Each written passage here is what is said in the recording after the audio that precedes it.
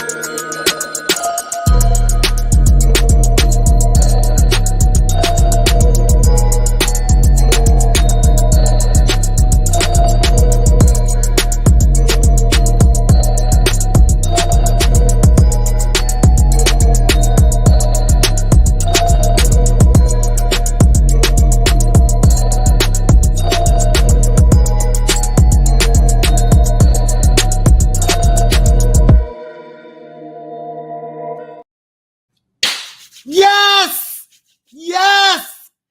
Oh man, it's Friday night, and I'm here. I'm here to talk football. I'm pretty jacked up. I'm pretty excited. I incorrectly predicted that Washington would win, and that the breaking news today would be that Matt Eberflus is fired. And I'm wrong. So I started off the week 0-1. 0-1. So it's a rough start to the week for me. And I've had a rough patch. I'm picking less than 50% from the spread, but I'm 40-24 straight up. So that's not bad. Some big news, some trades in the NFL. I'm going to go over the rest of the games in a little more detail, just kind of go over the point spreads real fast. But overall, I'm going to keep this show short. Talking is hard. And also, just real quick here, I'm going to do a power rankings video, but I'm going to switch it to Wednesday. I want to put a little more time and a little more energy into it. I didn't get as much feedback as I would have liked. I was really hoping to get more of an idea of what teams, how other people felt like teams were doing, not doing. So I'm going to do it on Wednesday, maybe Wednesday afternoon, maybe Wednesday evening. We're going to have to wait and see. I got one pride in the house. Thank God Michigan State's on a bye week. Yeah, they're in a kind of a bad situation. I haven't watched any college football yet this year, but I do know Maryland and Ohio State's playing, and you may just be like, what's the big deal? Last year, Maryland almost beat Ohio State. And if you look at the box score, I think it was like 41-30, 42-30. But what happened was there was a little bit of time left. Maryland had the ball only down by 5. So what happened is Tua's younger brother, and I can't think of his first name, Taliba, something like that, actually threw a pick 6. It was like the last play of the game. So, it ended up being, 11 or 12-point game. But Maryland played them tough.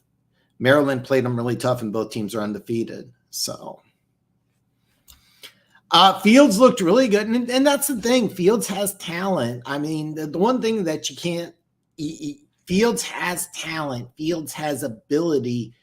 It's just that he's always been in a system that's 1-2 run, and they're trying to change everything. They're trying to make him look they're trying to just get him to not rely on his legs quite as much, which is not a terrible thing, but I think it needs to be done a little more gradual.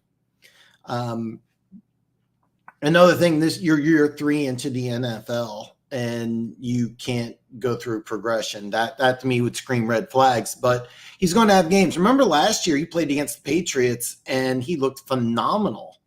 I think they were like 2-3 at one point, and then or it was 2-2 or 2-3, and just boom, fell completely apart. And he's going to have games, he's going to have plays, but he's not consistent. I know he looked good last night. What are you really going to do though? I mean, I think he's going to have a game of some splashes. It'll be, make some ESPN highlights, things like that. But look, you had a great game. Great. Fantastic. You're on the road. You got the first win of the season. Can you do it again? Because he could improve. He could improve. I need to see a little more. I need to see a little more. I think that this is kind of a flash. I don't think it's going to be sustained. I still think Eberflus is going to be fired after the season. And I think that what Chicago does this offseason is they have to figure out, is Fields a guy or do we draft a quarterback? And I think it's going to be a legitimate question. I still think they're going to be a team drafting very high, probably top 5. I heard rumors we're looking at trading for Jonathan Allen. That's always been a rumor mill thing. Now, one thing about Washington is that, oh God, 6 minutes into a show, and I already had my first brain freeze. Ron Rivera is the head coach and general manager. He's the one who has control of player personnel. I don't think he's going to make that move. I really don't think he wants to make that move. Now, does he get pressured? Remember, Washington has new ownership. All right, Washington has new ownership, but Ron Rivera still has control of everything. So until you get rid of Ron Rivera, you can't be making moves like that. And I think it would be a good move for both teams because I think Chase Young, they were public. They're not going to re-sign into the 5th-year deal. That's a player that a lot of teams are going to look at because when he's healthy, Chase Young looks like a difference maker. He looks like he's a guy who could be one of the top. I'm not exaggerating. He really does. He looks like he could be one of the top 5 to 10 players in the National Football League. I think he could play a defensive end in a scheme like Washington, who runs, kind of a, I hate to call it a Tampa 2 type of system, but that's kind of what they run. I think he could play outside linebacker. I think he could do some really great things, but he's been injured more than he's been healthy. But when he's healthy, he's amazing. Jonathan Allen is a guy that he would look great. He would look great. But I just don't see Washington pulling the trigger on that because if you're Washington, you're still thinking to yourself, hey, we got a loss, but it's not a divisional loss. Okay, the Giants don't look all that good. All right. And you played Philly really, really tough. Believe it or not, Washington's had success in the division. It's outside the division. Remember, they were 8-1 last year, and they're 2-3 now, and it looks like the sky is falling and everything like that. But they're a young team.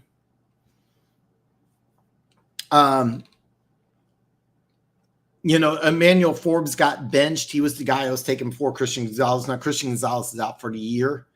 I'm going to talk about that in a little bit because what the Patriots did, there's actually been multiple trades. I want to talk about all of them in a little bit of detail. I do want to go over all the games, but ultimately I'm going to, just going to kind of ad lib tonight. Basically, whatever you guys want to talk about is whatever, you guys throw a question out. You have a question, I have an answer. We'll talk about what you want to talk about, but there are some trades that happened. And we also want to talk about David Bacchiardi being out for the year, which I think is a big thing because when I look at the NFC North, I do think Detroit's king in the North. And I'll give you guys a lot of credit because I wasn't sold on it. But as far as Jonathan Allen, I kind of went on a long rant here. I don't see that happening. But could Detroit say, hey, look, we're going to add somebody to our defense? I could see that happening. And we'll find out. But Jonathan Allen would be a great fit in Detroit. He's expensive. And if Washington does move on from Jonathan Allen, it's not going to be one of these deals like you're getting for J.C. Jackson or Chase Claypool. You're not going to be able to flip flop 6th, 7th round picks. You're going to have to eat some draft capital. I mean, you're going to have to eat something for a player of that caliber, but that would be a great fit. Thank God they look horrible. I'm assuming you're talking about Michigan State here. He's not beating the Lions though. And is that who they're playing next? Is that the next? I have the games pulled up here, and I'm using DraftKings. So is that who they're playing next? I can't tell.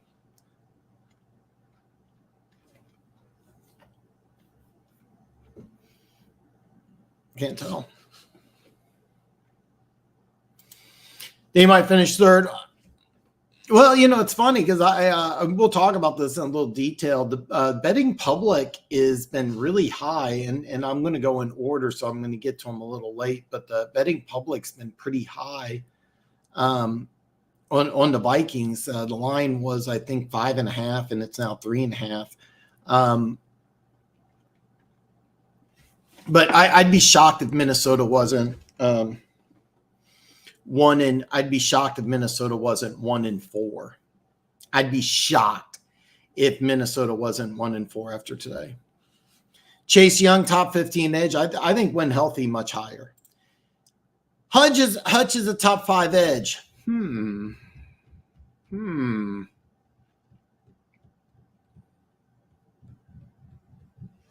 I don't know about that, man. I don't know about that. Yeah, I think all those guys are probably better. Probably all those guys are better. I don't know. One probably have to think about that one. Allen has like a $23 million cap hit each year over the next 3 years. The Lions do that. Then they have to pay Goff, St. Brown. And by the way, Funk, man, great to see you here, brother. I just don't see Washington getting rid of a key player on their defense because, I mean, this is a team that really relied on that defensive line to compensate for some secondaries, for some problems in the secondary, a linebacking core that's been underwhelming. Remember, they used first-round pick on Jamin Davis, a guy that really looked like a 3rd, 4th round draft pick. And,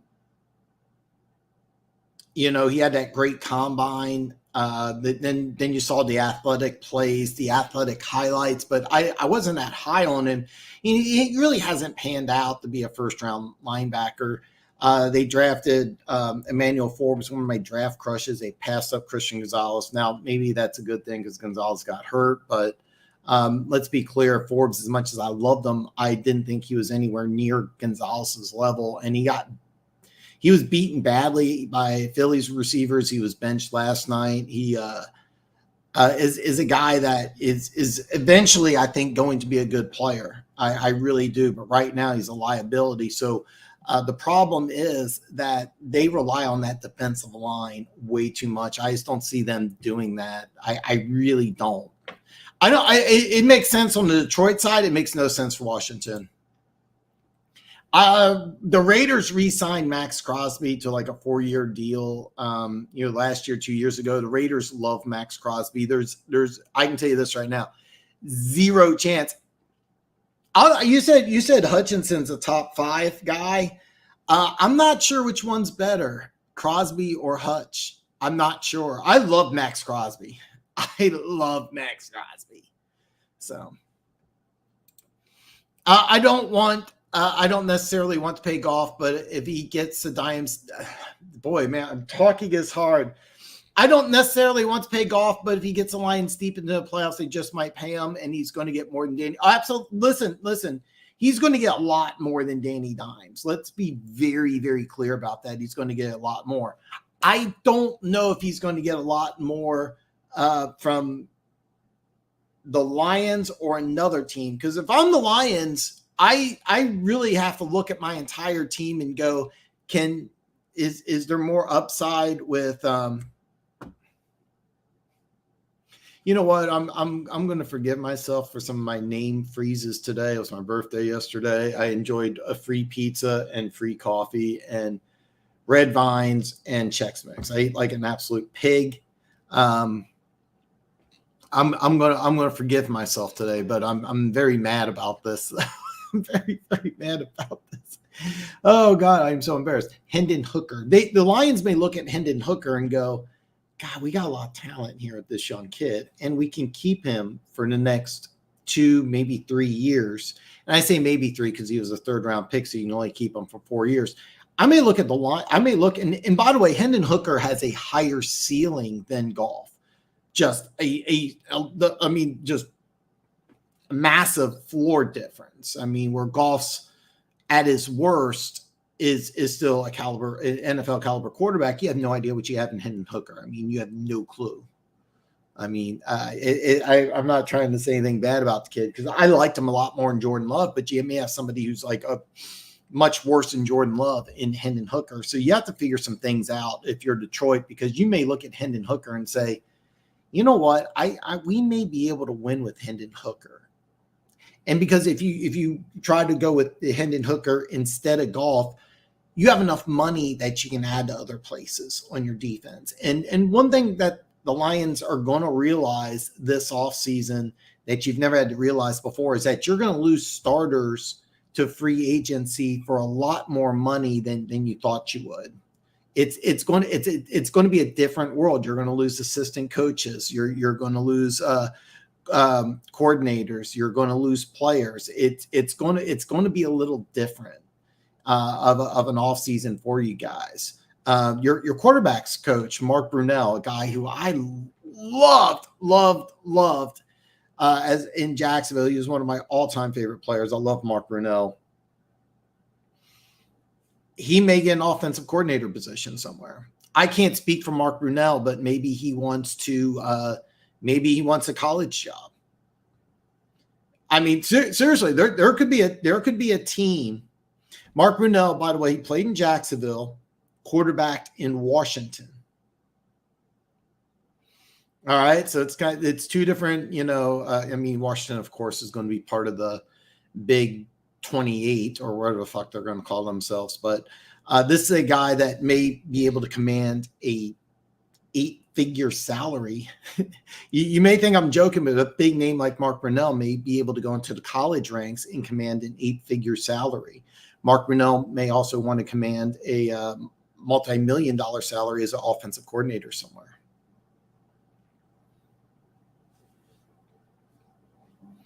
So, Funk, would you trade for anybody? There's a few names that I kind of would like to think about this. You know, the name that pops in my head, and I just don't see it happening, but it would be so much fun for the Lions. I just don't think the Chargers would pull the trigger, would be Derwin James. A guy like Derwin James. The problem is that Chargers really like him, but a guy like that, you could also you could put Joey Bosa, which I would love to get rid of, because when Bosa's healthy, he's phenomenal. Put a guy like Bosa on Detroit, trying to get rid of the Chargers' best players here. I really don't. I still think the Bears finished dead last. Minnesota is going to lose to Kansas City. I feel pretty confident about that. I like a 1-4 start, but I think the Vikings will get things turned around. I really do. Offensively, they have a lot of talent. I think they're decently coached, and I think the defense is going to get a lot better. I forgot about Pascal being out, Funk. Yeah, Keys. I mean, Bosa and Bosa, Watt, Garrett, Crosby. I would probably put the only thing about Crosby. Crosby and Hutch are so similar. I would probably take Crosby over Hutchinson, maybe. And there's one or two others that I'd probably have to think about also. He doesn't really technically count, but Micah Parsons. Perry, what's up, brother? Perry, I got a hold of Pete. He is going to join my show in November. We're going to talk Chiefs Dolphins in Frankfurt, Germany. I think that's week 9. And that's going to be a good show. That's going to be a good show. True story. I reached out to a Vikings YouTuber and I tried to get him to come on my show, and he said he was too much of a vagina to be on this show. True story. True story. I get it. Here's the deal. If the Bears can grow from that game and get better, but I think it's a flash in the pan. I think that they'll just be just terrible. Just terrible. I think that they're going to be awful. I think Minnesota will get back on track and get to around 500 by the end of the season. By the way, when you play Minnesota, you play them twice in the final 3 weeks of the season. I think it's going to be a good game. I really do. I don't think top 5 yet. The ones Keys named, I would all put probably above. Crosby's the only one, and I would probably take Crosby. But Keys says, according to Summer Sports, if Washington wins, they have a 23% playoff probability. If they lose, 12.8. That's based on 10,000 simulations. They just don't look. The one thing is, it's somebody who I got distracted by Funk's comment. So the thing is, somebody commented on my YouTube channel that Washington's going to lose this game, and he's like, I don't know if he's a Commanders fan, but he said that the Commanders do this. They look really good, and then they come back and shit themselves, and they've been that way for the last 20 years. And it really makes me wonder, but you have to understand is that if things start going south, because Riviera is the general manager and head coach usually, and they have a new ownership group, things are going to change in Washington. I'd be shocked if they can get turned around. And players know this stuff too. I mean, players aren't stupid. There are some dumb NFL players, don't get me wrong, but for the most part, it's yeah. I hate this nasty hangnail I've been messing with. Oh God, that would be so much fun. Oh God, that would be so much fun. The red on the chair makes Bug says the red on the chair behind you makes it look like you're, so I just got this chair today. I put it together and it's frustrating because I'm missing one screw that goes on the armrest. So like the armrest is on this side. It's kind of like this, it wobbles back and forth. Plus this chair, even at its lowest setting, sits up really, really high.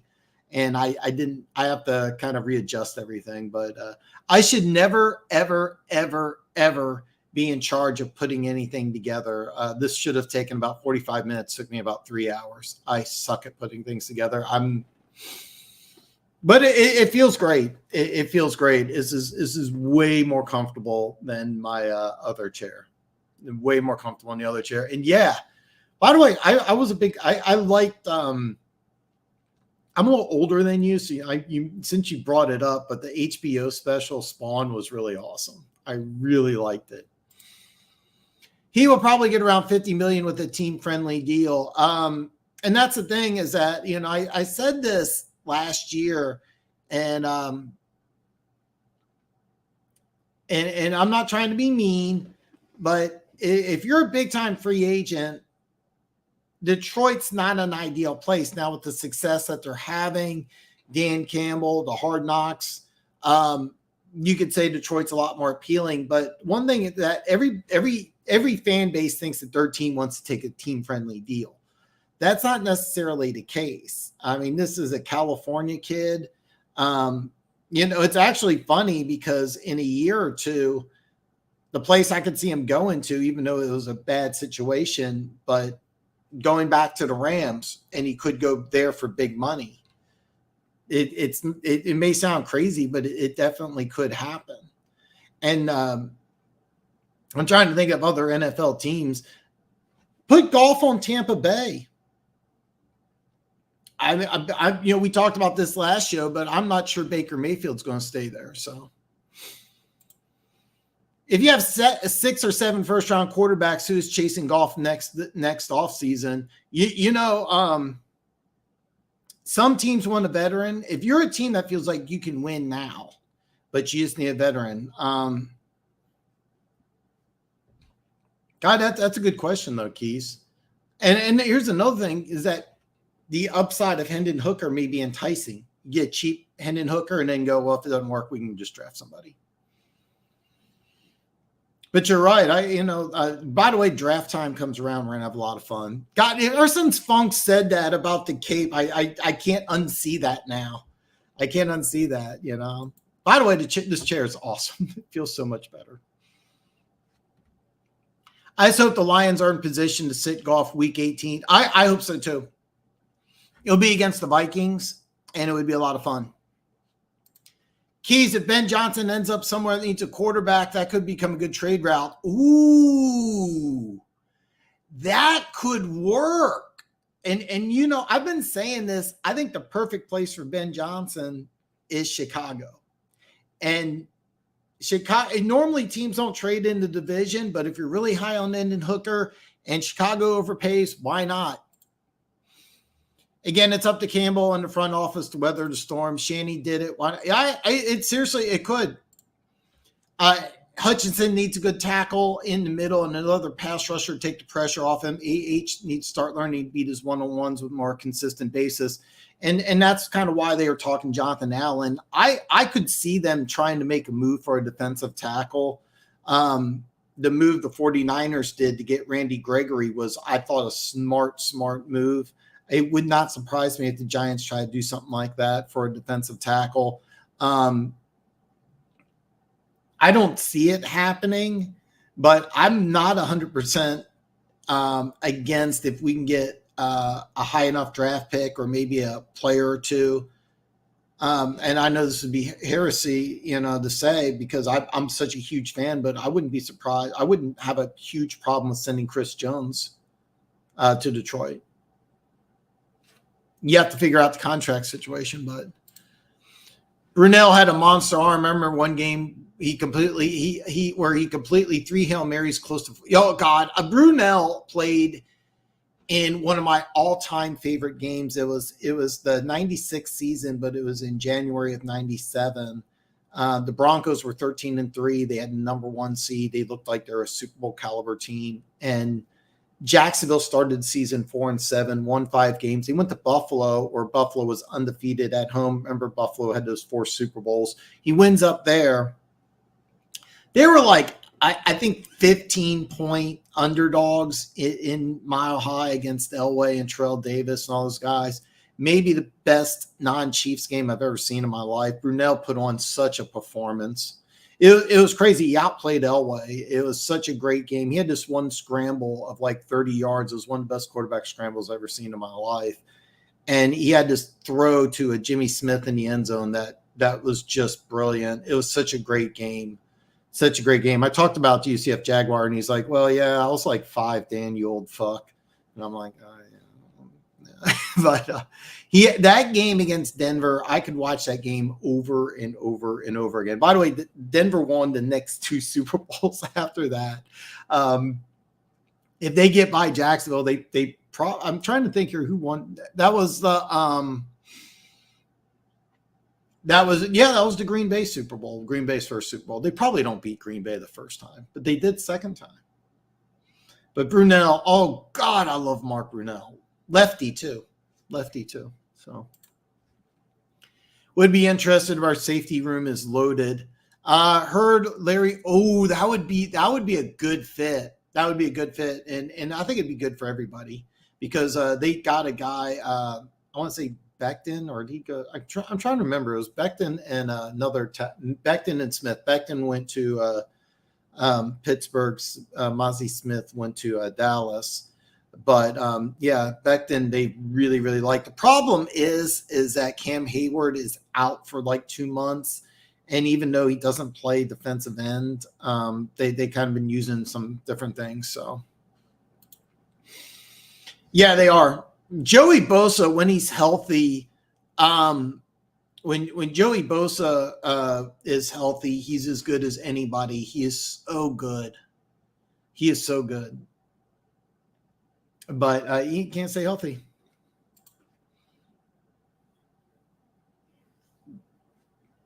What about, oh God, that's another, here's the deal. If I'm the Colts, I would actually make that move, but if you make a move like that, you're kind of giving up the season. And right now, all 4 teams in the AFC South are 2-2, and I still think Jacksonville's the best one. Jacksonville is in London right now; they're getting ready to play the Bills. So, if I make that move, which I would, I really would, I would make that move, but if you make that move, you're kind of giving up this year. Oh my God. Oh my God. It's my girl, Cheryl. She says, hey, my man, Dan. Cheryl, it is so good to see you. It is so good to see you. I'm one of these assholes who celebrates their birthday longer than one day. So I celebrated yesterday and I ate a bunch of junk food today. I'm doing my show today. So I'm like celebrating my birthday. I got to work tomorrow, but I'm one of these people who celebrates my birthday more than just 24 hours. So it is not. Yeah. He technically doesn't count, but oh God, Micah Parsons. He's my defensive MVP. And by the way, I'm really looking forward to doing that Cowboys 49ers. I'm halfway tempted to do either Raiders Packers live or 49ers Cowboys live, but I'm just not doing that right now. I don't know. I really want to do another game that's not a Chiefs game because I have so much fun doing it. The Green Bay game. The Green Bay game. I don't believe in revenge games. I think that, emotional uplifts, like some people are saying, no, Bears are going to win because Dick Butkus passed away. I guarantee you there's about 20 players on that Bears team that have no idea who Dick Butkus is. I guarantee you. I want to believe in stuff like that. I don't, though. But I really thought that Green Bay Packers fans, coaches, and players circled that Week 4 game when the schedule came out. I really think they circled it. The crowd. I keep in mind I was so looking forward to it, and when I saw the score, I decided not to watch it because I was so pissed because I deleted a bunch of stuff off of my phone. I went out of my way not to watch anything. The Amazon fast forward tool is so awful. Seeing the same it's like the same 4 or 5 commercials over and over and over again. It's just so hard. So I wanted to watch it on the NFL Network instead, but I saw some highlights. I read some reports, looked at some box score stuff just for me personally. Like I know Gibbs had 8 carries, 4 catches. I think Montgomery had 32 carries, no receptions. So 32-12 ratio. I thought was perfect. I know you guys want to see more Gibbs, but the 10 to 15 touches a game, and I think 15's probably a little too much, to be honest, is perfect. But you just dominated them. You just crushed them. And that's a game that I was worried about for Detroit. By the way, even if you lose, let's just say you lose to the Panthers. Let's just say for fun you lose to the Panthers, okay? Embarrassing loss. It doesn't matter. It doesn't matter. You're still going to win the North. But it does affect whether you're a 2, 3, or 4. And that's big because I think either Philly or Dallas is only one of those teams going to win the division. Is Seattle? All right, let me put it this way. In my power rankings, I'm fully aware Seattle beat Detroit, but I think Detroit's better than Seattle. Because if you played each other best out of 5 or 10, best out of 10, I think Detroit wins 6 or 7 against Seattle. I really believe that. You lost that game. Are you better in Seattle? I think so. Yeah, I know you lost to them, but I think you're better. I really do. Oh, yeah. We always have close games with the Commanders for some odd reason. Howell is good as well. He's leading the league in passing yards for a reason. Slasher, man, it's great to see you, though. Yeah, and by the way, yeah, I was really high on Emmanuel Forbes. Love Emmanuel Forbes, but he doesn't look like he's ready for the NFL. And he came in the combine at 6'1", 169, so you know he played it under 160. Set an NCAA record with 6 pick sixes. That's phenomenal. I watched him play. The guy's a player. I mean, but he's just not NFL ready, and there's nothing wrong with that. There's lots of guys that, need a year, and that's why I hated the pick, especially when you had Christian Gonzalez, who ended up being my corner number 1 right there. To tell you the truth, Joey Porter Jr. would have been better too, in my opinion, and that's why I didn't like that pick. They're a team that I think is the problem is that they're trying to rebuild, and they just don't have the time. They have a new owner, a head coach, and the general manager are one and the same without the success of Belichick. So it just doesn't work that way. Washington's a team, I think, that this season it's going to be kind of an atom bomb. And the question is, do they want to go after a veteran quarterback, or do they want to go with a young quarterback? And it depends on where they draft, who they get. You may get a nice situation. We talked about Ben Johnson. If you took Ben Johnson and you could take Jared Goff to Washington, that would not be a bad situation. It wouldn't be a bad situation at all. Based on the same summer sports piece, if you were to do seeding off the top playoff probability, NFC would be 49ers, Eagles, Lions, Bucks, Cowboys, Seahawks, Packers. I would agree with all of that except for the Packers. I would agree with all that, and I get the logic behind it. I would put the Rams over the Packers, and I would put the Bucks over the Packers. And the thing is I know the Rams playing the NFC East, the 49ers are a bitch, the Seahawks are a bitch. They're going to have a couple games against Arizona. I think they already played one. The Bucks, on the other hand, I think are going to have an easier time. I would actually put the Saints. Yeah, I know Green Bay beat the Saints, so they hold the head-to-head competition. I think Saints are a better team. But let's say we would go that route. 49ers are the 1 seed, Eagles are the 2 seed, the Lions are the 3 seed. I think Lions fans would love to see a Lions-Seahawks playoff game in Detroit, round 2. That would be a lot of fun. That'd be good for the NFL. It really would. Oh, he's talking about Washington. Washington, yeah. Chiefs, Bills, Ravens, Titans, Dolphins, Browns, Jags.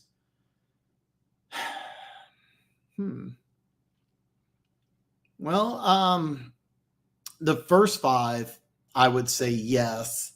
The Browns without Nick Chubb, I don't know. I believe Watson's going to play. Jags are interesting. Chiefs as the 1 seed would be fun. Chiefs and the Bills are going to play in a while back, so. I was born in the mid-'70s, but no, I am older than you, not by much, though. Yeah, that's it, man. And it's a shame. They've tried to get free agents. They drafted Forbes has just been a disaster so far. Oh, my God. What a great birthday gift. Do not adjust your TV sets. The talent is in the building. Gooch. God, it's always good when you're here. Oh God, I'm behind on comments.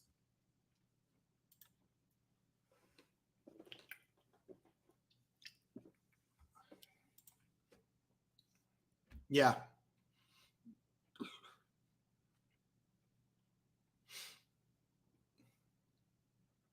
Seriously, if I'm Sean Payton, that would kind of be the guy I would want. I would try to move on from Russell Wilson, and I think Goff would be a perfect fit for that offense. You're 100% correct too, Perry. I understand he may like it there, but there's a reason why they drafted Hendon Hooker. There's a big reason why they drafted Hendon Hooker.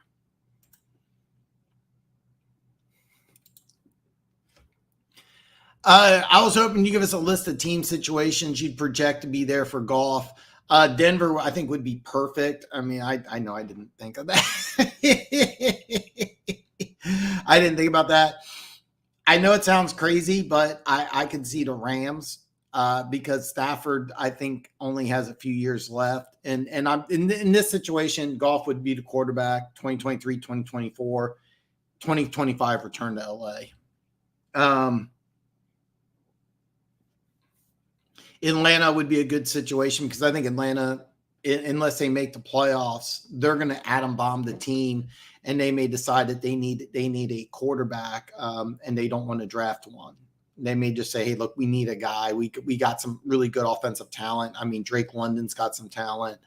Oh God, Denver Gators going to kill me. Kyle Pitts, the tight end with the absolute world of talent. But John Robinson." The other running back had 1,000 yards last year. I mean, there's some talent on that offense. You get a guy like Goff, and serious, I'm not exaggerating. You put Goff on that Falcons team, there's a chance you could get, especially if you get a guy like Ben Johnson. And Atlanta's a team that would pay. So let's say you take Ben Johnson and you just trade your number one. If you're Atlanta, give your number one to Detroit. You take Jared Goff. I'm just throwing stuff.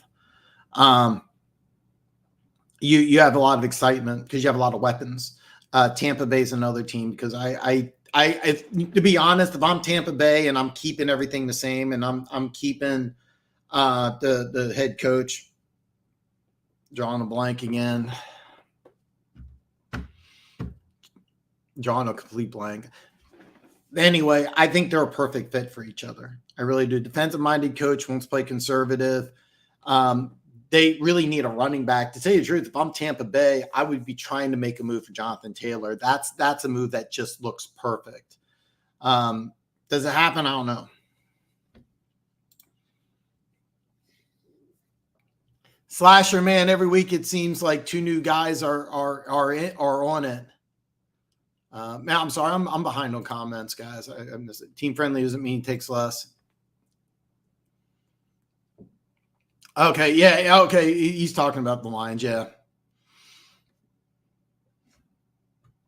And by the way, Slasher nailed it here. Talent is there, but injuries can always kill the most talented of teams.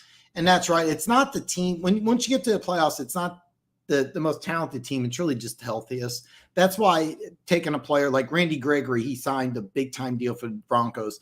I hated the move because he doesn't stay healthy. When he plays, it's a great move. Because I really like the move for San Francisco. Denver's going to eat salary. Denver gets a good move. They drafted Nick Bonito in the second round last year out of Oklahoma. He's going to replace him. He's a guy who's got massive upside. You made a move with Gregory. It didn't work out. So you go ahead and you get rid of him. Yeah, you eat it this year. But let's be honest. Is Denver really going to overtake Kansas City? Are they going to the playoffs this year? They know that they're not. They know they got a work in progress. So just ship off the guy. Eat, I think it's like 10 or 15 million this year. He goes to San Francisco, and he's basically after this year, he's a free agent. So very true. One pride Mahomes deals are made team friendly while not merely being about taking less structures. Big, yes, yeah, exactly. You guys nailed it. It's not about sending. It's not about money because Mahomes, if you look at his contract, it looks like it's insane. It's $500 billion, but structured correctly. Brad Holmes has traded to the Packers and Vikings during the draft. He took Branch of the Green Bay picks and maybe a deal with Chicago. You know what? That does make a lot of sense. Yeah.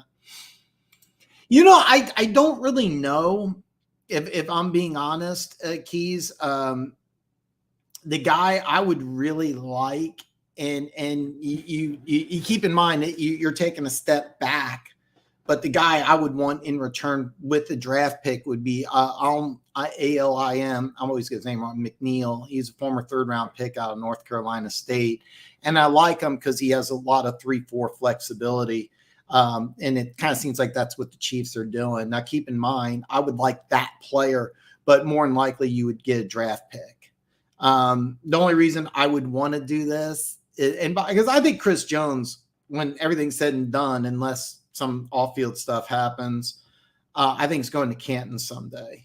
I really do. But I think his best days, even though he's been playing awesome lately, I do think his best days are behind him. I think that you give him a large amount of money, I don't think his play goes up. I'd rather see the Chiefs just because they've been drafting well. I think FAU looks like he can play. George Karlaftis looks like he's a monster. I would like to see the Chiefs get one more guy on that defense, but the player that I would target would be McNeil. And Lions fans would get mad at this, but like, look, you get Chris Jones, give us some draft capital. Let's see what happens. So if the Lions don't play hooker for half the year and keep on the non-football injury list, yeah. And oh, you know what? I didn't know that. I didn't know they could keep him for a 5th year. It's part of having the show. Perry, thanks, man. So when the Packers cut Bacchiardi because he's always injured, what will he take to sign with the Jets? Seriously, I think he would sign for bare minimum. And I think the Jets would like it because I think after the season, they're going to move on from Mekhi Becton. And I mean, the experiment going over to the left side, Becton doesn't fit that offensive scheme. He's a guy that would fit on a scheme like Tennessee where they want to be a run-heavy team. By the way, that's going to change. Derrick Henry's going to be a free agent. I don't think he's coming back to Tennessee. I think Tennessee is just going to try to move on with Will Levis as a starter who will play sooner than later. But yeah, I think that would happen. And I think he would sign cheap because I think Bacchiardi realizes that. Here's another thing. If you're Bacchiardi, you may want to consider, I don't know. You never know, but he's a guy that if I'm Bacchiardi, unless you're, maybe you invested in some bad things. Maybe you bought a bunch of stupid stuff, which, hey, let's face it, when you're in your 20s and early 30s, you do. Be like me in my 40s buying stupid stuff. Like a new chair. I did need a new chair, guys. I really needed a new chair. I can show you the other one. I still got it. It's beat the fuck up. Maybe he needs millions of dollars. But you never know. Bacchiardi may be a guy that's done with football. Draft capital. That's if you're talking about the Chiefs and If you're talking with the Chiefs, that's kind of what I would like. But if I wanted to play her back, it would be McNeil. Gooch, we need to go live, brother. I love when you guys go live, and I would also love it if I could get you guys to come in here and hang out. By the way, one thing I've realized is that my shows always do better, and it's a lot more fun for me when I have somebody in the show with me. So that's I'm trying to get Keys and Gooch to come on, but I do think Aaron is done with football. I don't think so, but I mean, I don't see 5 years. I think he really just wants. I think he wants to play one more year, and I think he wants to have a legitimate shot. Oh, God, I would love this. Oh, my God, I would love this. Chris Jones and Juwan Taylor for Sol Laporta in Houston. Oh, my God, this would be a dream. Seriously, it would be a dream for me. It really will. Oh, God, I would love Sol. And I would love Laporta. And Houston would be fun. Houston would work on this team. Actually, the only issue I would have with Houston is because you have Karlaftis and FAU, but both those guys can move inside. Houston would not, but that would work. I don't, Perry, if you listen to Dolphins. This is why I love Keys. Oh, God. I am behind on comments here, folks. If anything, I think watching Zach Wilson, Amber Heard, the bed just keeps digging as he goes. They think Dan, a lot of rumors in Detroit right now are using the Rams F those picks mentality. I don't know what Campbell and Holmes wants to do. It's funny because sorry, Keith, this threw me off. That's how you built the team. That's how you built the team. You drafted wisely and you drafted smartly. Why would you want to, change what's working? But I could also see them saying, "Look, we're going to win." Here's the deal, Funk, because they had this great comment. I'm sorry, I got rattled here for a second. It's a little embarrassing, but it's just so damn funny. They may have just said, "Hey, look, we're going to win the division." I think they believe that they're kings of the North now. So now they're saying, okay, we're not on Philly's level. We're not on the 49ers level. What can we do to get there? And by the way, the Rams did that a couple years ago, won the Super Bowl, but it set them back. By the way, Kyler Murray's getting traded to the Rams. You know I know you're saying that maybe a little tongue in cheek, but I could see that working. And I could see Sean McVay having some fun with that too. I could see McVay saying, "Hey, listen, Murray, they didn't want you." And I could see Murray being really pissed. That would be fun. It's so awesome. God, it is so good to see you, Cheryl. It is so good to see you. It's funny. I've never met a lot of people I've interacted with, but I hope that there's a day I get to run in Cheryl, give her a big hug. So she's married, guys, so it's not like that. I do Niners Cowboys. I'm tempted to do it Sunday night because I'll finish up with the Chiefs Vikings, and my throat gets a little sore. The 3.5 hours, and I do some yelling and stuff like that. So and then I know both of the teams' depth charts pretty well. So I'm tempted to do that. I kind of looked at the chart, and it's just a question of how it's really just a question of because I do have to work some Sunday. It might be an energy thing. I might also go back to work Sunday. It's kind of a weird situation, but I'm really tempted to do. To be honest with you, just for fun, I'd be more tempted to do Packers Raiders, and because I kind of want to do the Raiders. I really like what they're doing. Jimmy G's pass concussion protocol. He'll be back, and I think the Raiders are a team that's a little better than people think. Keys, I know it was a joke, but still ain't going anywhere. He's going to set the market and stay here forever.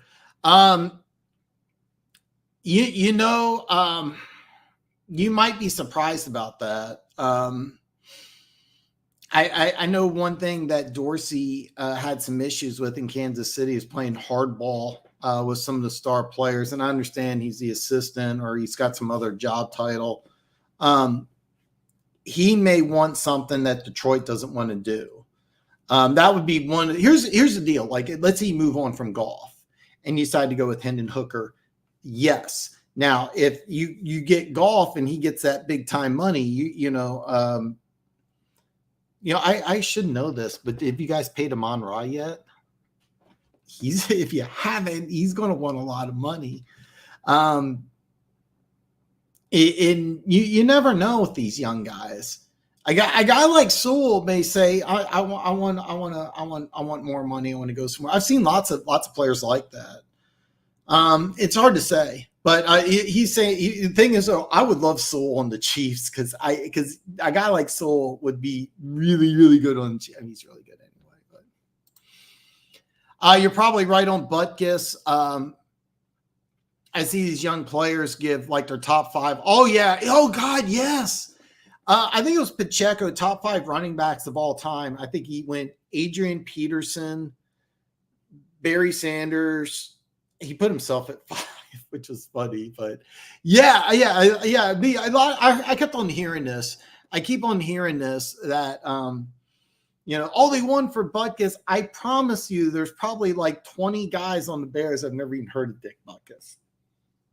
They see like the 51 and they're like, yeah, that's pretty cool, And speaking of Gibbs, I sent you a clip of Austin Eckler breaking down why Montgomery is getting those snaps. I remember, I'll be honest, it's I've been saying the same thing though, like this is why you want Montgomery to have all these snaps. Yeah. Yeah. Never mind. Never. Okay. Never mind. He's not going to LA, but he's getting traded. I could see that. Yeah. Yeah. Oh, I know. I get it. I get it. I get it. That's one of the great things. By the way, guys, all my social media is below. You could be like Keys. Keys sent me something, I think, on Facebook that's awesome. I actually kind of want to share it, but I don't, because I don't want to. It was political humor, which I loved, but here's the deal. Like, I don't care what your political affiliation is. I just want to talk football. You can be left wing, you can be right wing. I don't care. I just want to talk football. But like, what Keith sent me, it was just awesome, and I would love to like do something. There's times I want to do something different and more on YouTube than just talk football, but football's the one thing I know. Where what Key sent me via social media, by the way, One Pride sent me some really awesome ab workouts, which I really need to do, because I enjoyed a free pizza for my birthday. I enjoyed free coffee. I ate a whole bag of Red Vines.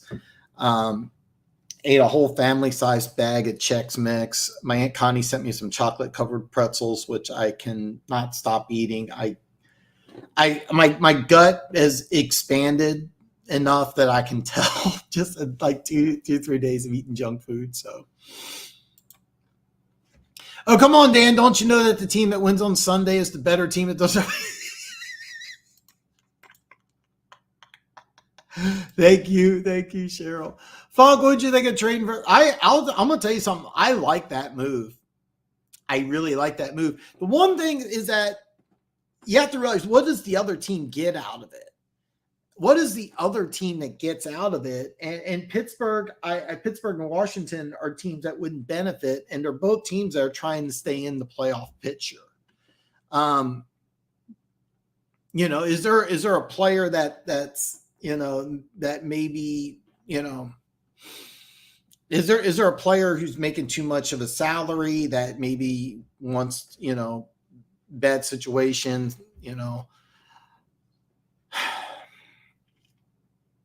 I just don't see the upside for either Pittsburgh or Washington. That's when I try to trade, I try to look at both sides. Like with the Chargers, J.C. Jackson's been a disaster. It's just been a disaster. In New England, he was really good. He really was, and it makes sense. And Chargers are going to eat some salary. Denver, same situation. Randy Gregory, it's been a disaster. They've drafted his replacements already. Plus, you also have the coaching carousel that's been going on there. So that makes a lot of sense too. Chase Claypool, I forgot we haven't even talked about that. That makes a lot of sense. He's just been a disaster with Chicago. I like the idea of him in Miami, because if it doesn't work in Miami, it's like, look, you have Hall of Fame coach and Mike Tomlin, you have Eberflus, now you have McDaniel. If you're a young, talented player and you can't succeed with any one of those three coaches, now keep in mind he has two defensive-minded coaches. Now he has McDaniels. If he can't succeed in Miami, you despite the talent, it's just not there in the cards. And by the way, it would be interesting because in Chicago he really needed to step up and be that guy. In Miami, he doesn't have to do anything; he just has to contribute a little bit, and he has a chance. So. That was so hard, because I seriously thought he was the best corner in football. I mean, he really was. It sounds so stupid to say, but he could play zone, he could play man, he was physical. It was so hard. It really sucked. And I'm sorry I'm behind on comments, guys. I apologize for that.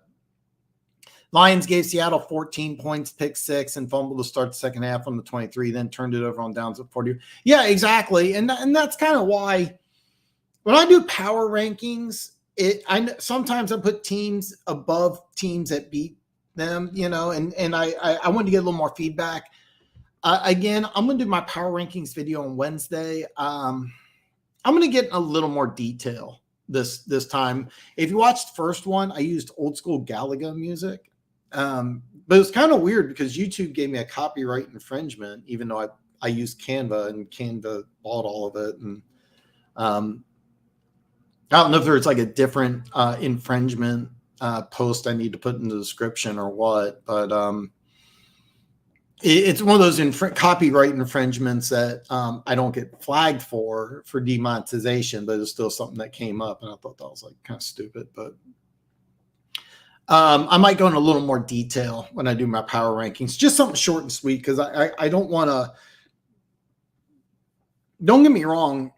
If I didn't have to work as much as I do, I would love to do like a 1 to 2 hour power rankings video and go into extreme detail. And I would love to do that.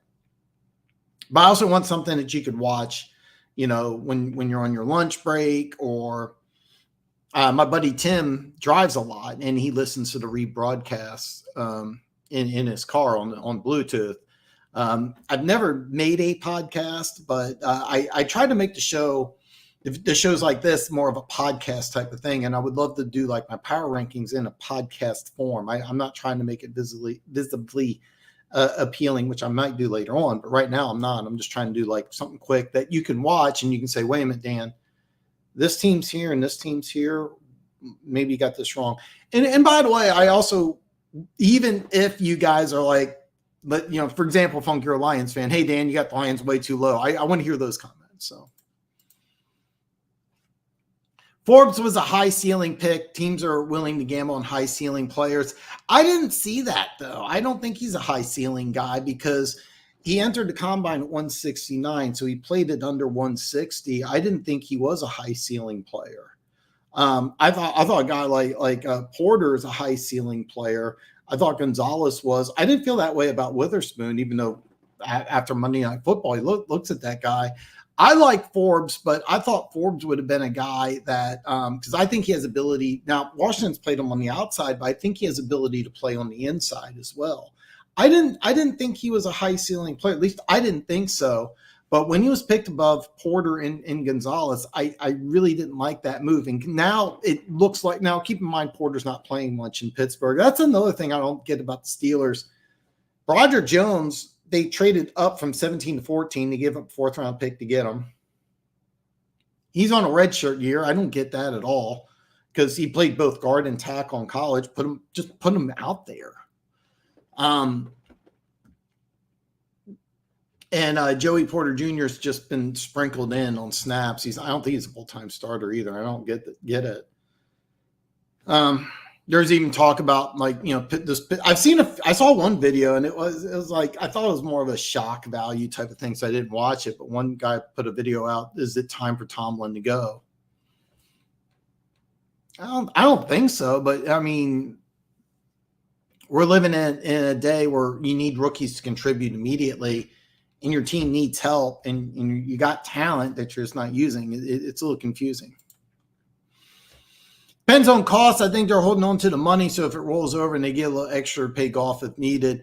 That's going to be a great situation. Actually, Detroit, again, is going to be a fun team this offseason because now you're going to have to deal with free agent defections, both player and coach and players and coaches. And I think you're going to lose multiple coordinators and multiple assistants, and that's going to be a big thing to overcome. So,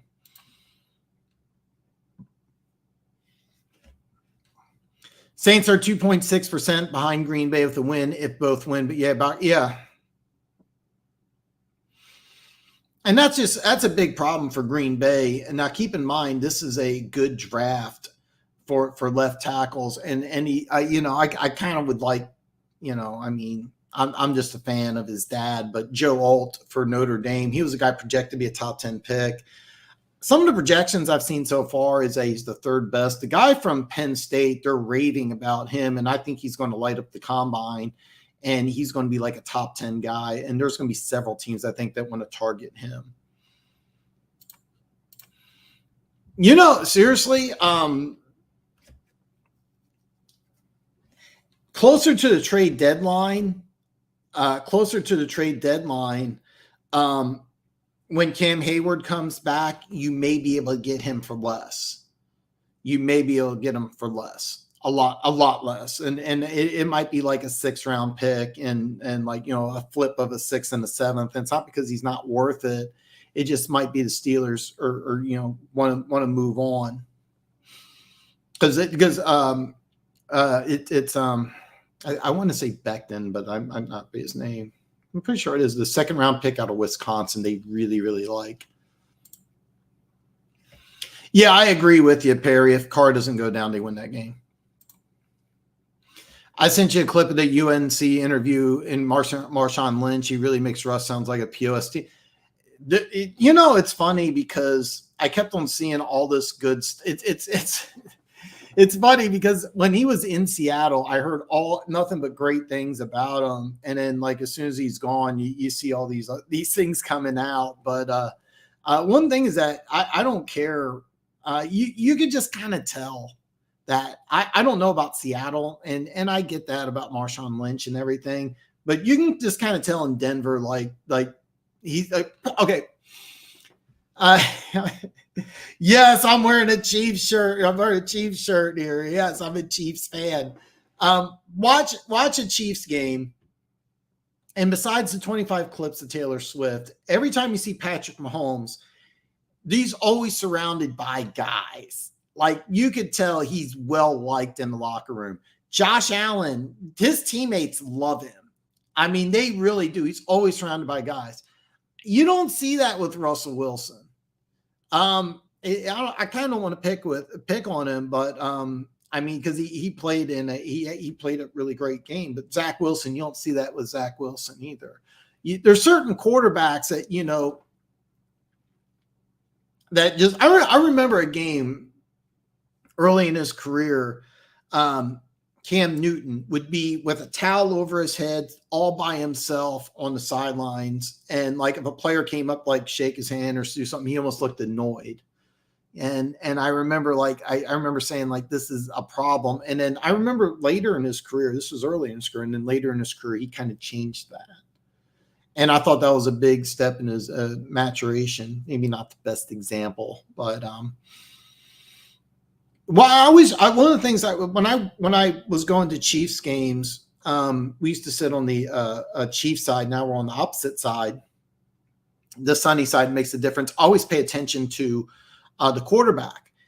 Peyton Manning, he would always do the same exact thing. He would get off the field, he would get in his playbook, and he'd surround himself by teammates, and they would go over everything.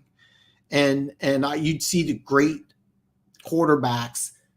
They have their players gravitate towards them. And then you see guys like Russell Wilson, who, by the way, I think will go to Canton someday. He may have a guy sit next to him, but like he's like kind of like doing this, It's the same. I always pay attention to little things like that. And that's kind of the reason why I think that Denver next year is just like, I think they're really going to write off this year. Keep in mind they beat the Chiefs Thursday night. Who knows? But I think this year's like a red shirt year, basically. And it wouldn't surprise me if they move on from Russell Wilson. And is there a team out there that says, hey, look, we'll take Russell Wilson? Let's say Aaron Rodgers can't make it back. If you're the Jets, do you just try to, hey, look, we'll go with Russell Wilson instead if Aaron Rodgers wants to, do TV or whatever. But by the way, I do think Aaron Rodgers will try and come back. So. But then it's funny you said Ben Johnson and golf to Washington. That makes a lot of sense, though, doesn't it? Because, look, Washington has talent. They really do. They have talent on that offense. They have defensive line, which is going, It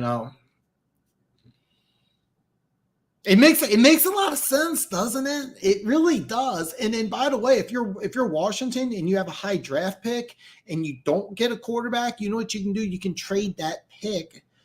DJ Moore, they're figuring ways out to use DJ Moore. I mean, I'm maybe not the best example, but DJ Moore's playing well for Chicago. Giving up a high draft pick for a guy like DJ Moore. Let me ask you this. All things being equal, who's a better player, DJ Moore or Bryce Young? And that's why, even though there's a lot of good young quarterbacks coming out in this draft, Washington may want to say, let's say Ben Johnson goes there. When if you're Washington, you say, look, we'll give up our number one and we'll take Johnson. And then let's just say number one. Because there's so many quarterbacks in this draft, that second round pick comes around, you may get a player that multiple players. I mean, look what Detroit did this year in their draft. They got multiple guys that are going to help their team this year in this draft. I didn't watch the game, but I know Campbell's being more involved in the offense. You guys are using Laporta a lot. Gibbs, of course, is very exciting and fun. Brian Branch, I mean, what if Washington gets a player like Brian Branch's caliber on defense, where the secondary specifically, where they really need help, and then they have a guy like Goff running that offense, and there's talent. You could tell there's talent on that team. And I'm not an anti-Howell guy. It's just that Howell's a guy I think that just needs to develop, and he's not going to get that opportunity because I think Washington's going to just clean house. My guess would be that they're going to. I think Sean Payton wants somebody, and I think Goff would make a lot of sense. I really think he's the type of guy. I think Payton would really love a guy like Goff. I think that he wants a guy that can sit in the pocket, and that's what Goff is. I mean, I'm not calling him unathletic, but he's a pocket passer. If Denver does take a quarterback, it'll be interesting to see who they take and who they like, because I think Denver's going to have a high enough draft pick that they can get the guy that they want. Full disclosure, Caleb Williams, I keep hearing all this hype about him. I don't think he's like the next Patrick Mahomes or anything like that. I really don't. Drake Moy, something like that. I'm going to do a lot of draft stuff here, but quarterback out of North Carolina, I might like a little more. I think he's more of an underrated athlete. I think that might have a little more talent. Quinn Ewers. I love the fact that Manning comes in, doesn't flinch, just plays better. I like that a lot. He may be a guy that may even last in the second round, and team may get him and just be like, holy shit. London for Goff straight up. you know what, though? I mean, I know you're kind of joking here, but, Drake London in Detroit with the Hendon Hooker upside really, really kind of does work, because you get a guy like London, Amon-Ra St. Brown, and you got Jameson Williams with Laporta. It's funny because they're all different types of players, and you can use them all perfectly. That actually makes a lot more sense. I think you're kind of joking around, but it makes a lot of sense. Yeah. It looks that way. And keep in mind, if the Falcons don't make the playoffs, they're going to blow that team up, and Desmond Ridder will probably get the start, but they're going to draft somebody, and then they'll go into training camp and kind of figure it out. But I mean, it's a young season here. I mean, for what I've seen from the Falcons so far, I don't think that they're a playoff caliber team. I don't, but they have so many weapons. But again, it's going to be what happens. I mean, Atlanta's a team. Okay, I think the Chargers are going to fire Staley, right? I think the Bears are going to have a coach, and as of right now, I'd say Atlanta, and I think Washington, right? Let's just say Ben Johnson, Lions offensive coordinator.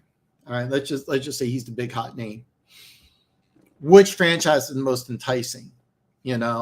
I would not want to go to the Chargers because they're thinking Super Bowl, and they're you got to go through Kansas City. That's still tough. All right. Do you know how good the Lions are? Is that an advantage, not an advantage going to Chicago? Great sports town. They're willing to spend money. Washington has that new ownership group, so they might overpay. That might be interesting. Remember, Panthers gave Matt Rule 7 years, $60 million deal. And by the way, he's getting paid in Nebraska right now. So he's going to be set for life, whether he has any success in Nebraska or not. And I think it will eventually, not this year probably. But Atlanta, though, that might be the team, because Arthur Blank's willing to spend money. It's a great franchise, great sports town. You got some really good players on offense. You got some really good players. if I'd almost want to think that might be the number one option. And then if you can figure a way to bring Goff with you and say, look, we'll have to give up some draft capital, but we get our quarterback. They have to fix some things on defense. And by the way, if you do bring Goff, you're gonna have to spend some money, so that's a problem. So you have to like figure out some things on defense. But Atlanta might be the most ideal team. I know Funky said Washington, but Atlanta might be a deal one. Oh God, Keys brings up such a great point. Can you imagine the media shitstorm if the Bieniemy does great things with the offense and the commander? Yeah, and by the way, I actually think I know they scored like 3 points against the Bills, and it hasn't been pretty, but Howell is such a raw guy. The offensive line's kind of so. I think he's done a decent job, and Washington, by the way, will interview Bieniemy. They will interview him. He'll be one of the guys, but it may be more advantageous. I don't know how much I want to touch base on this. Ben Johnson's a white guy. Eric Bieniemy's a black guy. Does that have something to do with it? It actually does. It really does. But if Ben Johnson blows you away, do you still pass up Bieniemy? And by the way, if that does happen, you take Ben Johnson over Eric Bieniemy, it will be a shitstorm. And Ben Johnson would have to succeed. To tell you the truth, teams usually don't do this because Riviere is a defensive coordinator. A guy like Sean Dessie would be another guy. Not saying it wouldn't be the right thing. I'm just saying we dealt with it in a small. Yeah, you're 100% correct. And Washington is a big media market, and he's got to get to the playoffs. Here's the Arthur Smith 100% has to get to the playoffs. So. I 100% agree with this. I really think they need to. Well, it's kind of funny because the Gregory thing looks like it's a rebuild, but to be honest, they built players. Nick Bonito was drafted pretty much to replace him because they knew instantly that it wasn't going to work out. I really think they just need to atom bomb that team. I really do, and it's hard because they spent so much money on the right side of the offensive line in free agency. They gave McGinsley, who's not playing bad, a larger contract than Jawan Taylor. Mike McGinsley is the highest paid right tackle in football. He signed, I think it was a 5-year deal.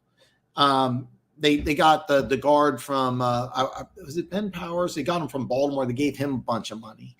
You can't just get rid of those guys without eating some dead cap. They're going to eat $10 million in dead cap from Randy Gregory. But bottom line, I really think that they're going to move on from Russell Wilson. They're going to figure it out. But I think they need to rebuild. But the way they sign some of these free agent players, it's going to be hard to do. It may not be a 1-year deal, maybe a 2-year deal, but I do think they need to move on for Russell Wilson. Dan Salas Jets did a lot of stunts with great success Sunday night. Are you concerned about Flores doing some of the similar things Sunday? He wants to, but he doesn't have the personnel. You have to realize the Jets were able to just dominate I'm not going to say dominate, but their defensive line, they were able just to use 4. In order to beat Kansas City in Minnesota with their talent, they're going to have to do a couple things. I think they will need a blitz. And then what they want to do is they want to get Danielle Hunter. They're going to move. You're going to see this. I can almost promise you this. You're going to see Danielle Hunter move up and down that defensive line. I don't think you're going to play him inside, but they could. Danielle Hunter is a guy that I don't know how familiar you are with him, Keys. He's a superstar. But they switched to a 3-4, and when he came out LSU, he was, to me, more of a linebacker. He's like 6'5", 6'6". He was 250. He put on the NFL 20, like I like to call it. Now he's like a legitimate 270, 275. One of the best pass rushers in all of football. Been banged up. Now Flores wants to use a scheme that it's. I'm not going to say they can't use him because he's such a good pass rusher, and the number one thing you need to do on the defense is get after the quarterback. But you're going to see Danielle Hunter line up in different sets in different ways, and how they're going to use them in stunts, I don't know, because except for Hunter, they don't have much on that defensive line. The Jets, I mean, Jermaine Johnson, he's a guy who's got a ton of talent. John Franklin Myers can play inside, outside, really underrated player. Quentin Williams, one of the best defensive tackles in football. Carl Lawson and Bryce Huff was the guy who got face masks for the safety.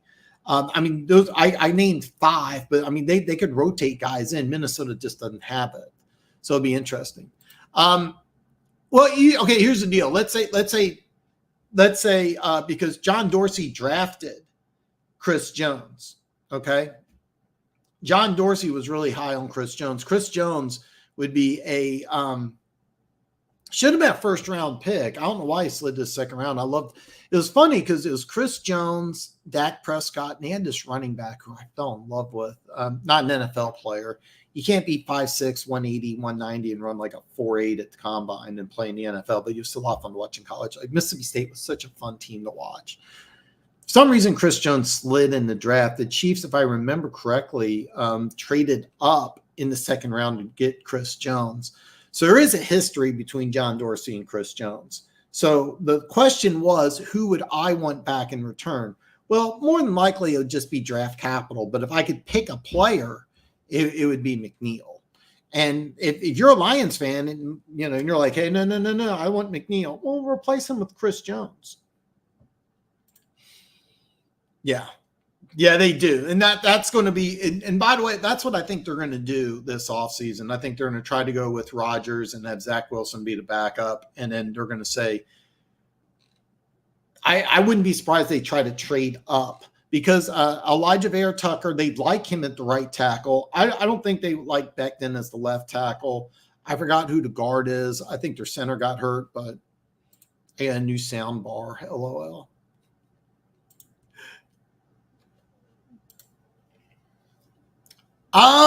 You might be surprised.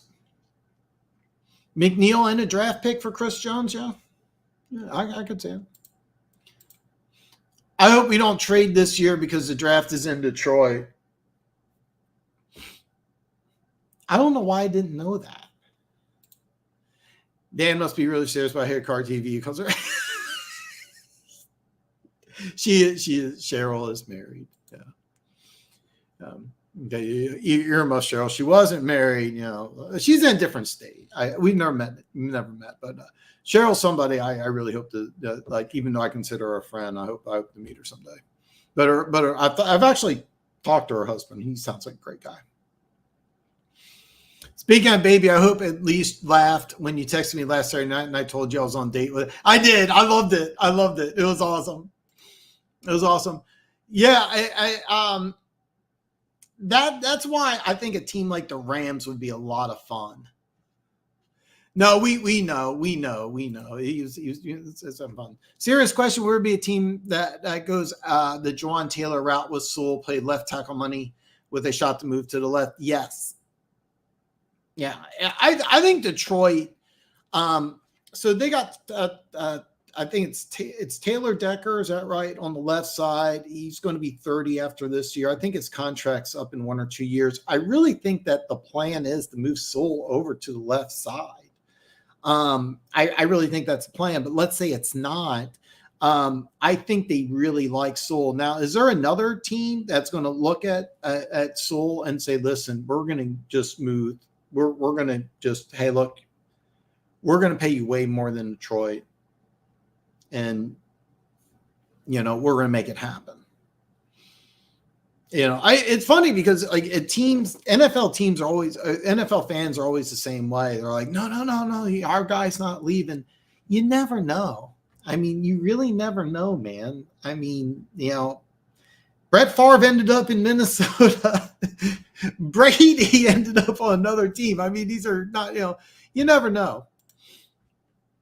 You never know, Funk. You never know. I mean, you know, you never know because he's a young enough player and he's talented enough. There may be a team that says, "Listen, we'll just pay you more than anything." But and by the way, that's one thing that you know, that was a problem. You know, again, John Dorsey's not the general manager. John Dorsey had a problem with you know, star players. Yeah, I'm missing one screw on this chair, so this arm is wobbly. It's kind of stuff. The Decker contract, yeah, and I think what the plan is, they want to move him to the left side. I think the plan is, but we'll have to wait and see what Detroit does. But it's kind of fun. Juwan isn't on the same level as Sewell, but maybe if they get desperate. No, Juwan is not on the same level. That's why I didn't like the big contract. I think it was a mistake on the Chiefs' part. I really believe that. Yeah. I'm gonna try to. It was on Instagram. Okay.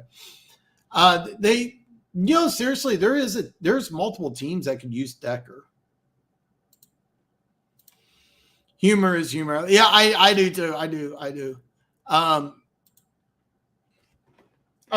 always get the same thing, chicken Alfredo. And so every year I get a free pizza from this place called Rosati's. I'm assuming you don't have it there in Florida, but it's really good. It's a thin, cut in the squares. I get it chicken Alfredo. I get it every year. I try. Pizza's like my weakness food. I love pizza, so I try not to eat it, but it's my birthday, so. I seriously I need to like get serious, but yeah. What I'm sorry, I'm behind. So what if you're talking about the workouts, yeah, because I do a daily workout every day I do it.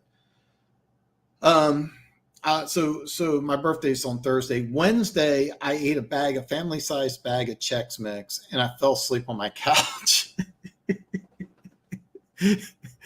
But I do like, yeah, I do on my the last 3 days I've eaten trash, but I'm going to get back to it. I'll probably eat some trash after the show tonight, and then like, you know, Monday I'm going to get back to like because the weather took a big drop here in the Midwest. It was still in like 80s and 90s. Now it's like 50. It's like now fall weather where I'm at. And during the fall, I usually balloon up because I don't like to run in the cold. So I have to do a lot more. I've never done a good job keeping my weight down during the winter, but that's, I was successful last year. And I do have a Smith machine behind me that I use on a daily basis. I use it every single day, except for the 4th. I fell asleep on the couch, and then it was 4 a.m. and I just went straight to bed, but I do a daily workout, and then I have to figure to do like some cardio in my apartment, so that those videos you sent me, that the chair thing, the chair drill, I'm going to start doing that. I thought I was going to already. I didn't. But, yeah. It really is. It makes a lot of sense, man. Exactly. He's been in some bad spots, but if it doesn't pan out here, then you have to say, yeah. Gonzalez got talent. I just don't see him having much. Well, he's injured all year. If you're talking about Christian Gonzalez, yeah. Kesey's kind of scary for his own team. Oh well, Dan, you should do a series where you fix or approve every team into the. Oh God, that is a great question. Perry, I said this when J.C. Jackson was traded. I saw it when he was traded, and I thought, or I'm sorry, he wasn't traded. He's a free agent pickup with the Patriots, because I brought up can't think of the guy's name, signed that big contractor with Patricia in Detroit. Yeah, but you're 100% correct. Okay, Emmanuel Forbes was one of my draft crushes, but I thought he was a guy that should go late first round, second round. I did not, you know what? Yeah, I gave it, I have my draft cheat sheet here. I gave it a combination C- D+, because they needed a corner. I thought that they should have gone either Gonzalez or Porter. I liked him. I didn't like him at 16. That made no sense. I wish Kansas City would gamble on some high ceiling players. They're definitely all over higher floor players. It's clear Indians bags value. Yeah, exactly. And I think that that's kind of what they're doing with the receivers. Now, I think Rice is more of a high floor guy, but Sky Moore is a guy that's more of a high ceiling guy because he was really raw. And I thought that Rice would be a lot more successful than Moore his rookie year. But next year it'll be interesting to see what these two guys do. But I would love to see the Chiefs get a offensive weapon. I listen, Kelsey. Me and Kelsey share a birthday. He's 34. He's not going to play forever. It wouldn't. And I love Noah Gray. He's his third string tight end. The fourth string tight end, Danny Fortson, can't stay healthy. I wouldn't mind if the Chiefs drafted like a very talented tight end or receiver in the first pick of the draft. I wouldn't be surprised. I would love it. I also wouldn't mind if they did the opposite with running back, because they took a guy with they thought was a higher floor than CEH. And that was what they liked about him, is that they liked the fact that he can catch.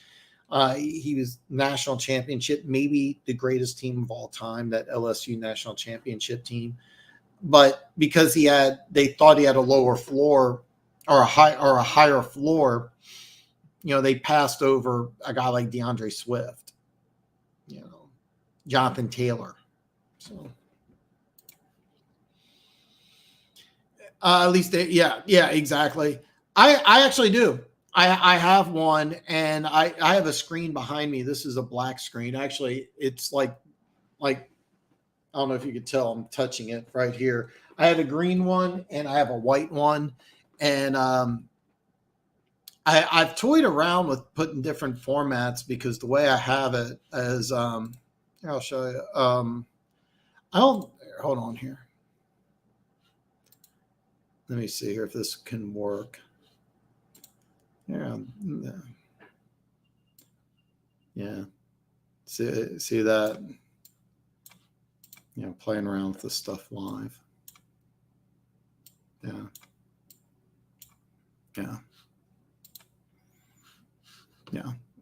But actually, I do have one. I don't know if you remember, Perry, but back in the day, I used to use the Vegas backdrop, and I used to shoot the videos in my kitchen, because I have a kitchen bar, and I've toyed around with doing that. It's just that I actually use my kitchen and it was just problematic. But I used to do that. I used to actually set up with the green screen and have a different background, and I want to do more stuff with a virtual background.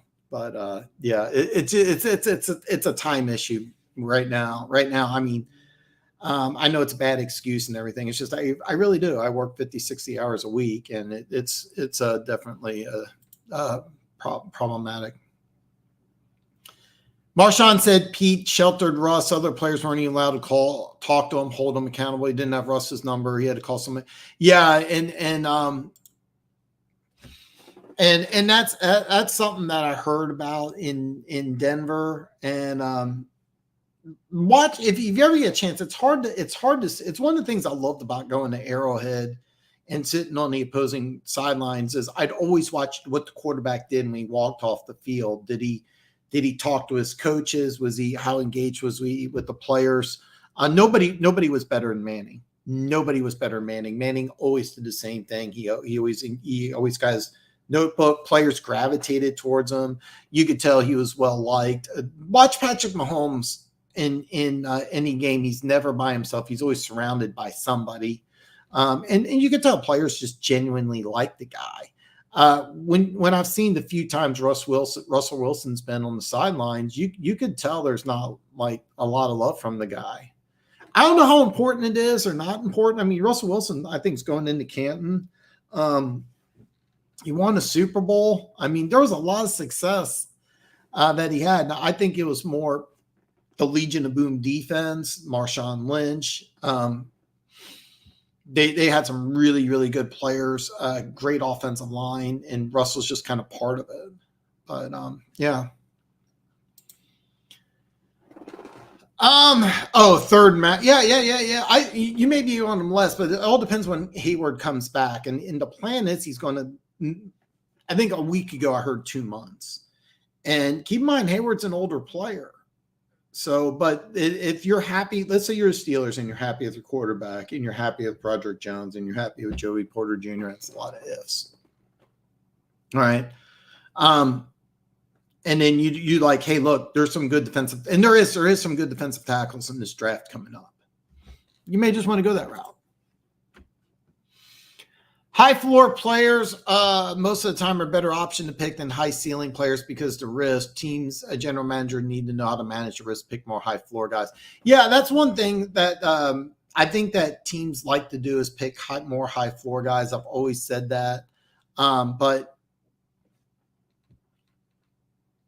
if you're a team like Philadelphia, for example, Jalen Carter is one of these guys, like, is a very high ceiling player, and you can debate the floor. I thought it was kind of a low floor because of the off-season issues.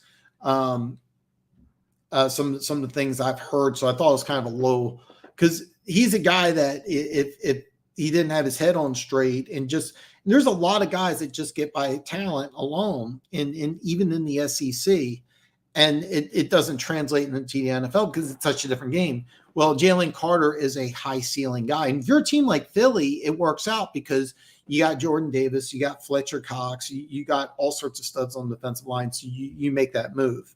And so far it's panned out. Christian Gonzalez is a guy, I think that's a high ceiling guy. I thought he was a higher floor guy. I thought Joey Porter, now keep in mind, Joey Porter Jr., I think he's a high floor guy because I think he's a guy he may not work out at corner and you can move him to safety. And when I looked at Porter, I was like, I think he could play safety in the NFL and be really, really good. Because the one thing that he doesn't have is that ability, like, to just line up one-on-one with the guy. But he's a fantastic press man guy. He's a fantastic zone guy. He's an excellent tackler, even though he's had some issues tackling early. He's a guy that's going to get better in all those things. So,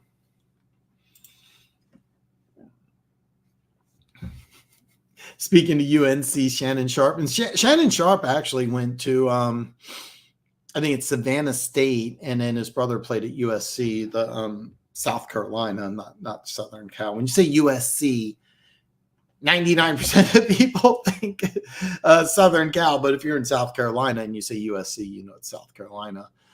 He's a player I hated when he was playing, but I really like now. So Dan in chat, who is a guy you really hated as a player, but you like now he's retired? You know what? I always respected Sharp as a player.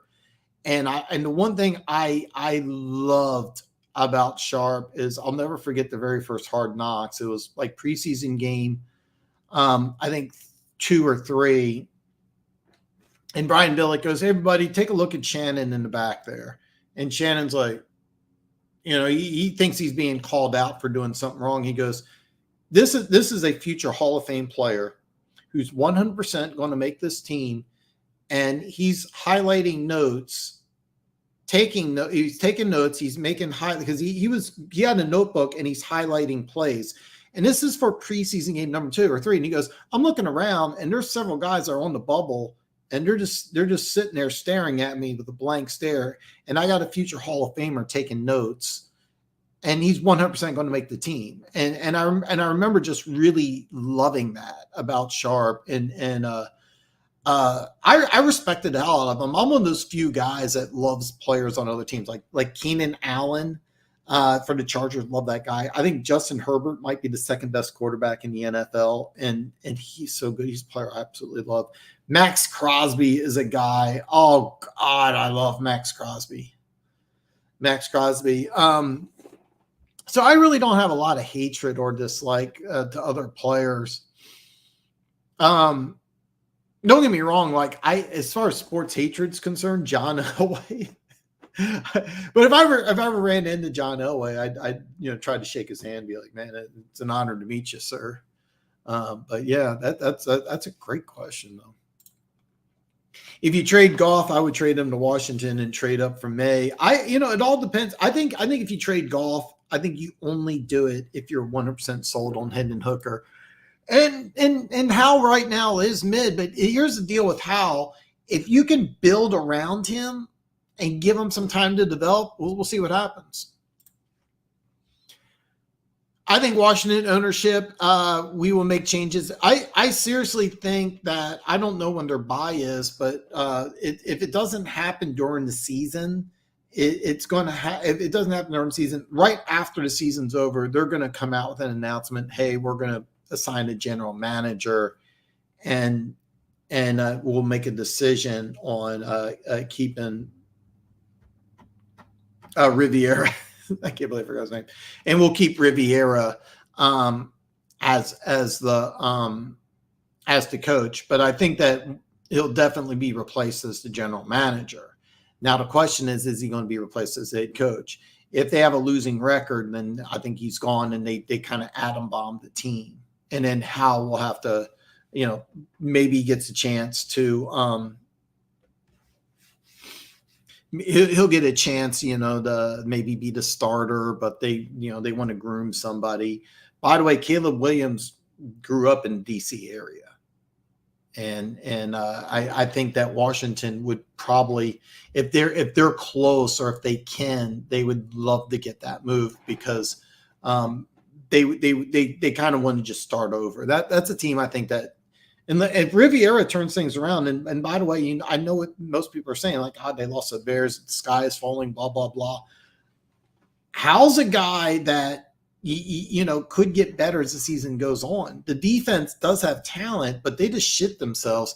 Can they rebound? Because I've seen Washington look bad, and then Riviera really get things turned around. So, staying in the NFC East, the team coach you both like in Giants Dable, how long is his leash given to start the season? I think this year he gets a pass completely, because Andrew Thomas, your stud left tackle's missed time. The Barkley holdout, now he's injured. They have multiple rookies in the secondary, and look at that division that you're in. You got AJ Smith, you got Terry McLaurin, you got CD Lamb, and you're going against these guys with rookies. So I think that he's got an unlimited leash, and also one thing about New York is they had 5 or 6 straight, like, really bad losing seasons. I think it's 6 straight double-digit losing seasons. They won a playoff game last year, and I think that the Giants will give them, the thing is though that's really going to hurt is that I just don't think he's comfortable with Daniel Jones. I just don't think he is. And there was a thing where it looked like he threw the tablet at him, and he really didn't. And he came out and he's like, no, I was just frustrated because he threw a pick 6. No, I think that that's not indicative completely of their relationship, but I just don't see it working. I just, don't get me wrong, Daniel Jones is going to have some games that he's going to look good, but it's funny because you're going from Josh Allen, who's got all the potential in the world, to a guy like Daniel Jones, who I just don't think is the guy. And I think that, because you did sign that 4-year deal, can you get out of it? Can they draft a quarterback that Dable likes a little more? Or am I just making too much out of it? And maybe Daniel Jones is the guy. It's just going to take some more time. I mean, the receiving talent is really not very good in New York. So, and I think they will. By the way, this happened in Philly with Carson Wentz. Philly just ate a buttload of money, and they ate. It was something crazy. It was like $50 million in a year to get rid of Wentz. It was just insane. And they went Jalen Hurts, and it worked. So that's kind of the way I see it. Yeah, Dable is fine. for this year. Next year is a big thing. Harbaugh is going to be a big name. I might go live Black Monday. I might go live Black Monday. I've toyed around with it in the past. More than likely, I might go live, but I might just wait till Tuesday. Same format. So Ben Johnson and Golf to Atlanta seems it really does. It really does. You gotta find a way to make the cap work. And then keep in mind, because if Drake London and Kyle Pitts pan out, they're going to want big time money. Plus, with Bijan Robinson, those guys are going to want big time money. They spend a ton of money in free agency on defense. They have to figure some things out. So, if the Commanders pass over EB as head coach aspirations are 100%. I don't think they're 100% over. But one thing about Bieniemy is that he did coach in college. And there is a chance that he may take over a college program because he is a high profile name. There could be a college program that wants to take Eric Bieniemy. Look at the success Deion Sanders has had at Colorado. I think there's going to be a lot of NFL teams that are going to say, okay, what are high profile NFL coaches? Now, Deion's not an NFL coach, so it's kind of like apples and oranges, but Deion's a high-profile name. Eric Bieniemy's a high-profile name. Is there a college team out there that says, look, if we can just get a high-profile name? I don't know. I didn't touch base on it, but One Pride brought it up earlier. Michigan State, they had a weird scandal with their head coach who got correct me if I'm wrong, One Pride. It was like a 10-year, $95 million deal, and he was fired a couple of weeks ago in a weird sex scandal. Michigan State's a team that might say, hey, look, we need a big name. What about Eric Bieniemy? Bieniemy might need and we'll have to see what happens because I looked at that team. When I looked at Washington playing Chicago, I didn't blame Bieniemy. I didn't blame Hal. I blamed Ron Rivera because it looked like that Chicago was ready to play. Washington wasn't. And I blamed the head coach in that situation. And also the head coach is the general manager. He's the guy that put Forbes on the field. And I was just like, I don't get it. I don't get it. He just doesn't. He doesn't look like he can play right now. I'm 100% in favor of the Broncos blowing it up. Get all my heart. And Marvin Mims was an interesting name in draft talks. I wasn't sure he was really the best fit, but he's playing pretty well. And they did have some injuries at the wide receiver position. So, I mean, it kind of works out. But if I'm Denver, I really do. I think you got to start from scratch. And you're going to pick a very, very, very high draft pick, and it makes a lot of sense to get a quarterback. You may also want to say, hey, look, what about Jared Goff? Because Jared Goff and Sean Payton, I think would be a good fit. I think it would be a really good fit. And maybe if I'm Sean Payton, I might say, look, I came back in the NFL. I don't want to rebuild. I want to play right away. I know the defense has played bad, but they got some players on defense. They got some players on offense. So maybe a guy like, Goff would make a lot of sense, I'm thinking with you, Keys, if he doesn't get the Washington job, and keep in mind he's going to interview for several other teams. And I think, I think the Bears are still going to get head coach. I think the Chargers, by the way, Bieniemy's first team was the Chargers as a player. He's second round pick for the Chargers. So, Bieniemy to LA kind of makes sense. But by the way, as far as those college kids, I don't know if you heard this, but there was complaints about Deion's practices because there was like one player threw up like 6 or 7 times in one of the practices, and they were complaining. And then Deion started winning games, and they're like, "No, it's okay. It's okay. You better toughen up." So, oh wow! So I predicted that Urban Meyer would go to Nebraska. And they went with Matt Rule, and I think Matt Rule is a great choice.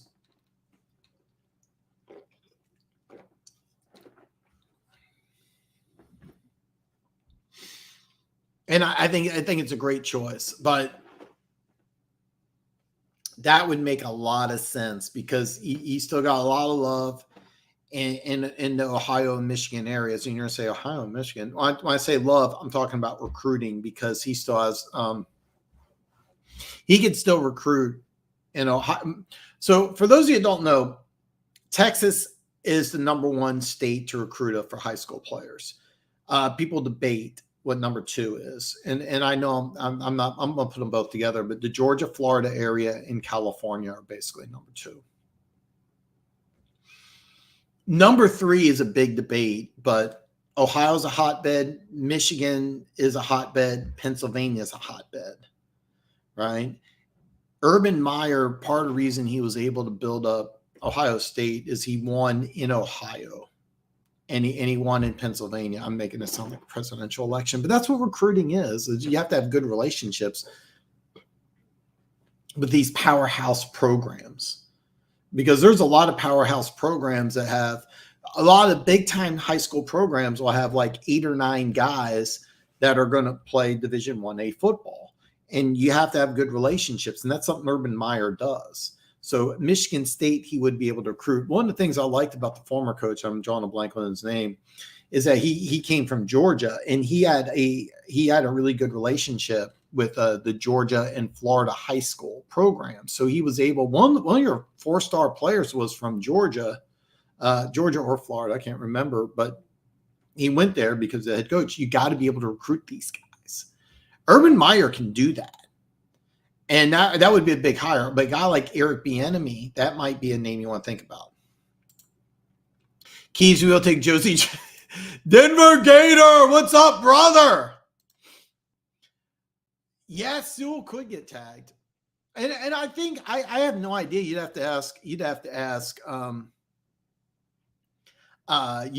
the Lions fans, but I think the plan is to move Sewell from the right side to the left side, and then try to replace him on the right and let the left tackle walk when his contract's up. And it's just a contract situation, because you're going to have to save some money. And then what you'll do is you'll franchise, or you'll use the 5th-year option on Sewell, and then he probably will get tagged year 6, and then you work out a long-term deal. That's probably what you're looking at. You're right. You never know. Look at Jesse Bates, left the team with Burrow as his quarterback and Amaruno as his DC, went to the Super Bowl, been to 2 straight AFC conference championship games, left to go to not. Yeah, exactly. And I don't know what he's doing, not doing in Atlanta, but they seem to be a middle of the pack team. And bottom line, I mean, it's hard to turn down a 4-year, $65 million contract. And that's big, big money. I think he's highest paid safety in league history. When I looked at Cincinnati, and keep in mind they're 1-3, but his replacement, guy from Michigan, drawing a blank on his name, he's not done bad, but he's not the same guy. So, I don't know. I could see Detroit doing 5th-year franchise and then give him a big contract. We'll have to wait and see. That's going to be an interesting story. It seriously. So my buddy gave me, it's his. I mean, you can take it back, but it helps because my apartment complex, I live the furthest away from the clubhouse. So in the clubhouse it's very tiny, and I used to use it late at night. Then some really stinky motherfuckers started using it. And in the winter, even though it's freezing cold, I like to crank up the heat. So what I would do is I would walk in and I'd crank up the heat really, really high because I knew I was just going to work out for a few minutes. But I'd have to. There was some I'd have to open the door, prop it open, turn the fan on, and they had Lysol spray, and I would have to spray down the whole damn thing. So I just kind of stopped using it because it was a whole ordeal. Just to use it. But the Smith machine, I use it every day. I really do. I talked about this in James and One Pride. I don't know if he wants me to use his name or not. I'd like to do like a men's self-development channel. Of course, I've eaten a bunch of junk food, but if I ever do it, I think that the thing from working out is that I think it's really key to do something small, but do something every single day. My workout I do takes between 10 to 15 minutes, but I do it every single day. Every single day. If Gonzalez comes back healthy and J.C. Jackson is the typical return to Belichick thing, that's second. So yeah, I mean, there's a lot of things about that team. When I did my power rankings, I left New England at 10, and the reason why is that defense is still good and the offense is going to get better. So, is there really any way Kansas City doesn't go left tackle with the first pick, though? We're just not likely to get a first-round wideout until left tackle is filled. I'm leaning that way, but if there's a guy that because this receiving class is really loaded. Let's say, for example, God, let's hope this doesn't happen, but let's just say a guy like Marvin Harrison Jr. gets injured, all right, and he's not going to be able to play, right? So he starts sliding in the draft, and Kansas City says, "Hey, this is a generational guy. We got Patrick Mahomes." Yeah, we know he's not going to play, but let's just draft him anyway. Something like that. And then, yeah, there's a lot of really, really good receivers in this draft. If there's a guy, and we just don't know. I mean, let's just say there's several left tackles that are got really good grades. I mean, Joe Alt, I think Chiefs fans would love that Joe Alt here. I know I would. I know you would. Guy at Penn State. There's another left tackle that's got a real high grade, and I'm drawing a blank right now. But Kansas City's going to pick, low. Let's just fun say 32. Let's just have some fun, say 32. So, and Kansas City wants to trade up. Let's just say the highest they would trade up is 20. Maybe all the left tackles are gone, but there's a receiver that they had a 10 to 15 grade on. All right. And he falls in the draft. Now, last year in the draft, receivers went, if I'm correct, 20, 21, 22, and 23. I'll look down my notes here. Yeah. 20, 21, 22, and 23 is where all the receivers went. All right. So there's 4 straight picks at wide receiver, and it depends on which one you liked better. All the left tackles that are gone, but your wide receiver number one's available at, let's just say 20. And he's a guy that you just really, really like. And there's a lot of receivers. And maybe it's a guy that is one of those guys that other teams don't like as much. Maybe it's a guy who's one of these high ceiling, low floor type of guys. There's several names. So in that situation, Kansas City may just say, "Hey, look, we're going to go." The guy that's been rocketing up draft boards, not just because of his name, but I can't think of his first name, but Jerry Rice's son, who's in USC right now. Apparently, he's blowing up, and there's now talk that he may go first round. But more than likely, because this is a good draft for left tackles, I would really like to see the Chiefs get their guy at left tackle. That's what I would like to see. I would love to see the Chiefs say, "Hey, listen, we're going to draft left tackle." Or I know this may sound crazy right now, but I still think it's a possibility. Take Jawan Taylor, put him on the left side. And I know that sounds nuts, but that's a possibility. I don't think it'll happen, but I'm throwing it out there. And then replace. Now, in that situation, you wouldn't draft a right tackle in the first round. You'd probably go wide receiver. But more than likely, I really think that left tackle would be the spot. It would be D-line if they plan to move on from Chris Jones, which I think is a possibility. Because the Chiefs are doing more of a 3-4-4-3 type of hybrid.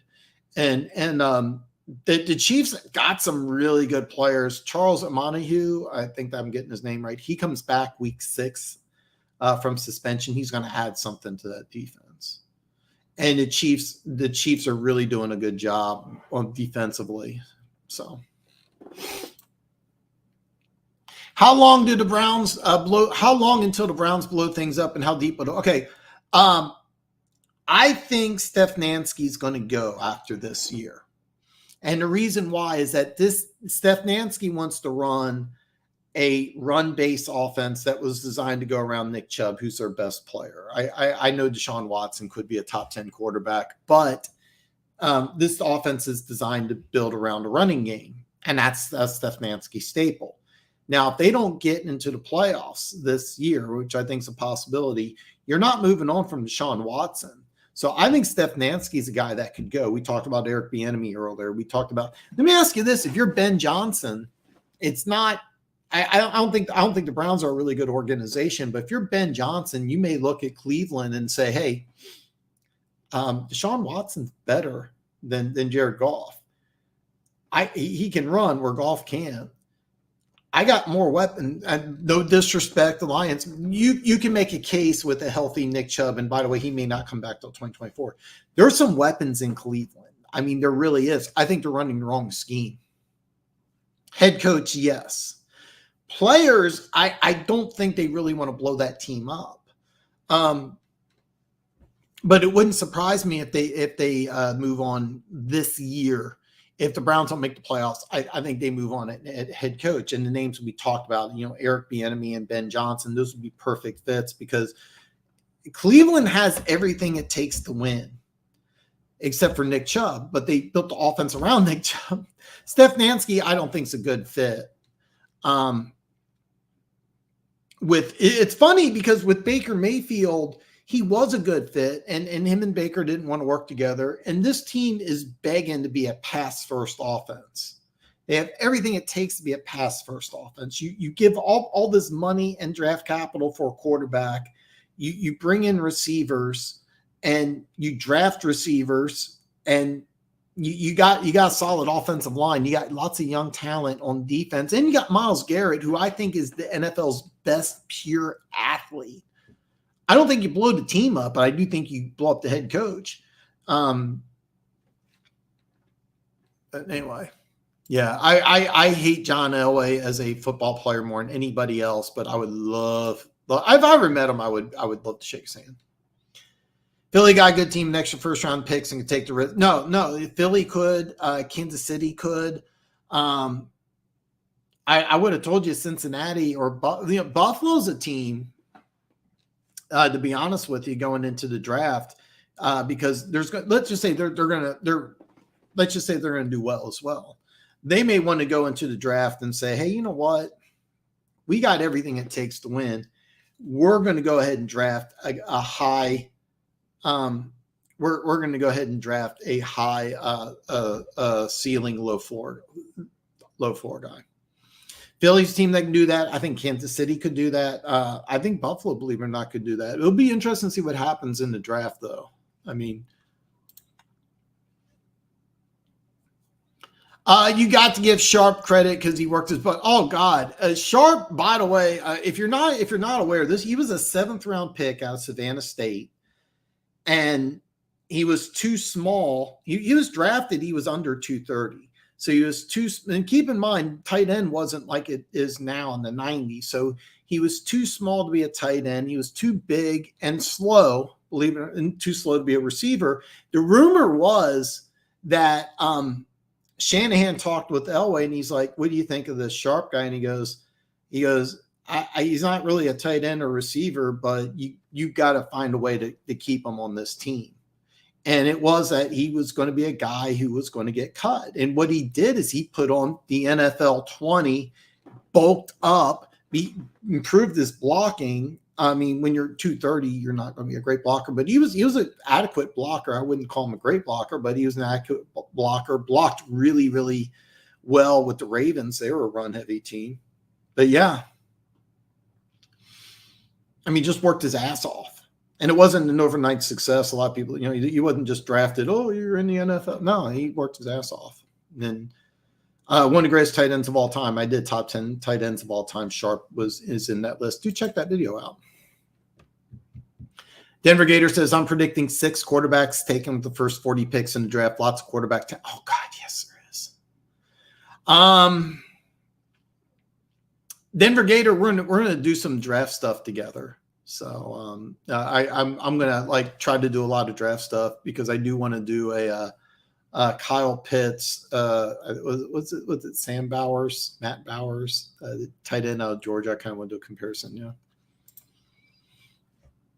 I don't know though if you're going to have to eventually pay Sal mid quarterback $40 million a year. That's going to be hard to be successful. Somebody coined it the Derek Carr effect, not good enough to be good. Yeah, oh, yeah, easy enough. Yeah, and that's the problem is he going to be a guy that you replace, or do you just try to develop? And keep in mind, I'm expecting Washington to just atom bomb their team because you're definitely. I can almost promise you're going to get a new general manager, and if you get a new general manager, it's going to be hard for Riviera to say, I've had total control over the last 3 years. Now I got to answer to somebody. No, I think I'm just going to walk. So I'm expecting Washington just atom bomb their team. And I don't see them keeping Hal. But what I do see is that Hal's a starter for the 2024 season. He's the day one starter, but they have Caleb Williams or Dre Moore, whoever in the background. Oh my God, UCF Jaguars in the house. What's up, brother, man? God, I didn't realize I was so far behind on comments. UCF Jaguar, you might have already left the conversation, but if you're still in, thank you so much. By the way, UCF Jaguar, if you are still there, I hope that we can do something together again, draft time. And hopefully you know what? I'll be honest with you. I don't want to see Jacksonville in the playoffs. I really don't. I really don't. That's a team I want to avoid. But I hope that we could do something together again. It was so great to have you on the show. Thank you so much for coming in. And I'm behind on comments, but hopefully you deal with me, man. God, it's so awesome. I got UCF Jaguar. I got some great people in the chat today. I always have great people in the chat, though. I mean, God, that sounded like a dick comment. I got some great, yeah. Signing Jones was a mistake for New York Giants. Yeah, it is, and I could see the Giants trying to move on too. Yeah, and that's why you could draft a quarterback this year and then start him in 2025. If they really wanted to be, oh God, seriously, Philly did the same thing and it worked.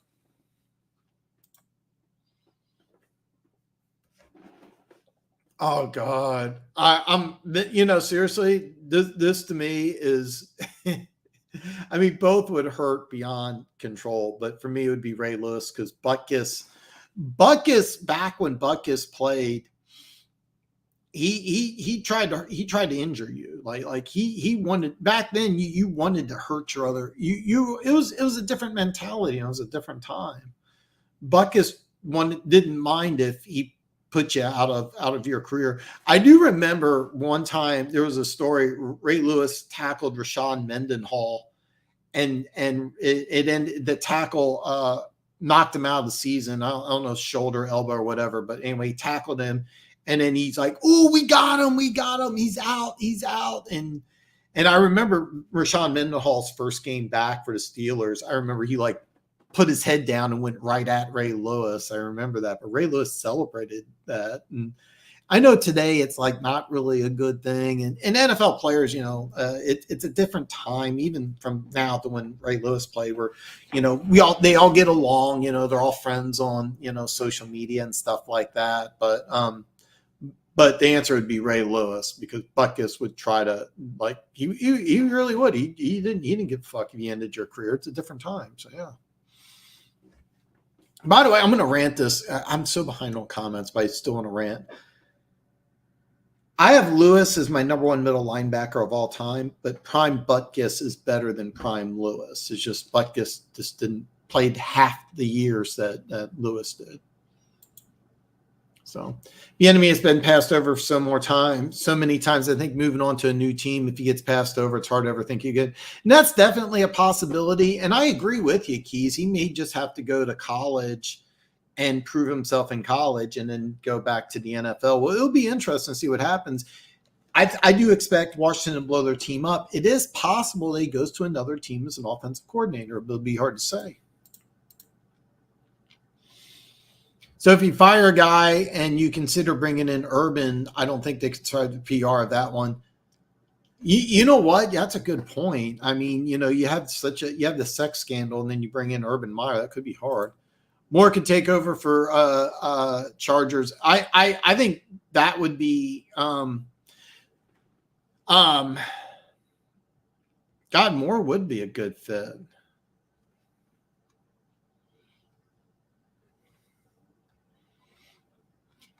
I do think right now, I'm gonna tell you right now, I think Atlanta has to get things turned around, but I think Atlanta's gonna, maybe a new general manager too. I think Atlanta's going to fire their coach. I think the Chargers are going to fire their coach. I think the Bears are going to fire their coach, and I think Washington's just going to clean house.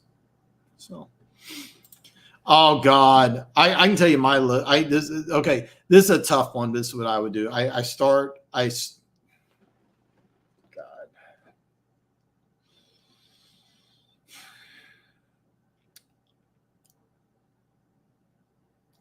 One game I would start Butkus, I would trade Ray Lewis, and I would cut Urlacher.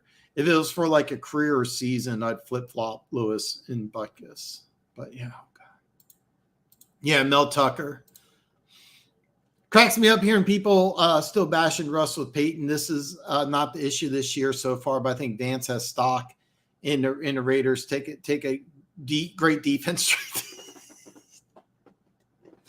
I'm not blaming Russell Wilson, but I just don't think that I just don't think it's going to be a fit, and it wouldn't surprise me if Denver uses a draft pick on a quarterback, their number one pick, maybe the number one overall pick. So Dax Hill, that was the guy, the safety, yeah.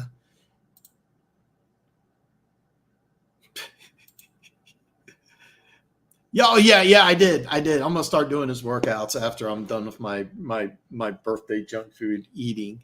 So I heed. That's awesome, Denver Gator. I'm so glad to see you, man. Evero's a good coach. Listen, the thing is, you've had 3 defensive coordinators in 3 defensive systems in 3 years. So yeah. Yeah, and I don't think he's playing great in Atlanta, but in all fairness, I haven't watched. They got a new defensive coordinator. They brought in, when Arthur Smith came in, he brought in Dean Pease, who retired, and he brought him out of retirement, and he left football again, which I was kind of expecting, and I think the Falcons were expecting, because they just need to overhaul that defense. So they got a new defensive coordinator, and I don't think where he is, or I can't think of who is the new defensive coordinator, but this year they have a new defensive coordinator. He spent a lot of money in free agency trying to fix that defense. And the defense isn't bad, but the offense needs to get going. And I really think Atlanta's a team that, I think they're going to be a middle of the pack team. And I think they're going to be a team that says, can we get a guy like, Goff who could come in, and we know what we have, and we have a veteran because we got all these other pieces around. So, that's I don't know. I don't think he was a bad hire, and I like Vance Joseph. It's just the problem is with a guy like Vance Joseph is that he just hasn't had any success. So that's kind of the problem that you have.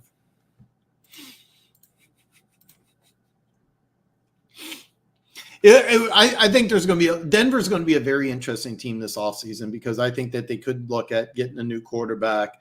I think they could be interested in trading one. They may or may not be looking for a defensive coordinator. You're going to play Kansas City twice in I think the next 4 weeks. I think you play Kansas City 6 and 8. And after you play Kansas City, because if those games are losses, and I predict they will be, you could be looking at 1-7, 1-6, and I mean, you're already moving players. By the way, I think moving on from those is runny. Moving on from Randy Gregory is a smart move. Nick Benito beat him out as a starter, and so it's a move that's going to benefit San Francisco. Yeah, Denver's going to eat the cap money. They're getting rid of a player that they already have replaced who wasn't fitting in, and it's kind of started to rebuild. I don't know if you really go new defensive coordinator or not. So, Yeah, Brendan. I think it's Brendan Rice. Yeah, Jerry Rice's son is really starting to gain some momentum. This is a good receiver draft. So, yeah. Save Devontae Adams. Who are you trading him to? Dan Devontae. Well, supposedly he's very happy with the Raiders, but you know, I mean, it's funny because I mean, don't get me wrong, I'd love to have him in Kansas City, but I just don't see it happening.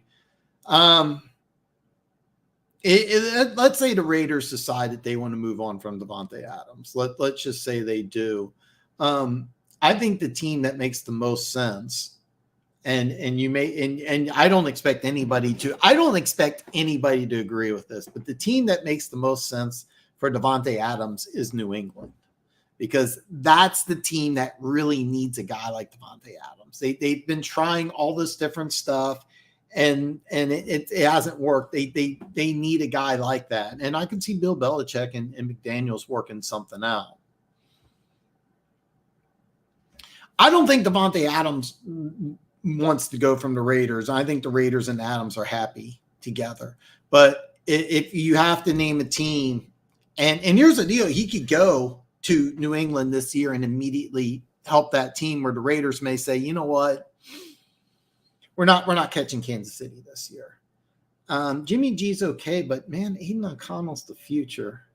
Let's build around him, and we need some help on the. I mean, they desperately need offensive line help. That could work. Trent Brown, remember he signed that big time deal with the Raiders, went back to New England for almost nothing. Now he's starting left tackle. It wouldn't surprise me if these two work out another deal. No, they can't move on from Watson. Whoever the coach is willing to build around Watson. Yeah, they can't move on from Watson. That's why you move on from Stefanski. And that's why I just thought this was just such a weird deal. So I kind of thought Stefanski was going to change his offense, but he's not really changing much. It looks like the same offense I saw with Baker Mayfield. Now, I know that the last week they tried throwing the ball a little more, but I mean, if I'm Deshaun Watson, I'm like, you know what? I can do whatever the fuck I want. I mean, you know, you got to pay me. You can't cut me. But the coach is expendable. You know, and he's running a different scheme than what I would have been successful for my whole life. So if you're talking Washington, no, this offseason, when everything blows up, Chase Young's probably going to be gone. You know, and one or two of those defensive tackles may be going to be interesting. It really is. The only way you can win with a mid-level quarterback is you have to have everything else perfect. I mean, you have to have everything else perfect. Now, keep in mind, take a look at Tampa Bay. Now they won the Super Bowl with Brady, but last year they were 8-9 with Brady. They look better this year. Now they have really good receivers. Now the offensive line's had some injuries, but their offensive line's not playing terrible. But the defense is really, I mean, I understand the Saints are beat up, but they have they held them to 9 points. I mean, that's still pretty damn impressive.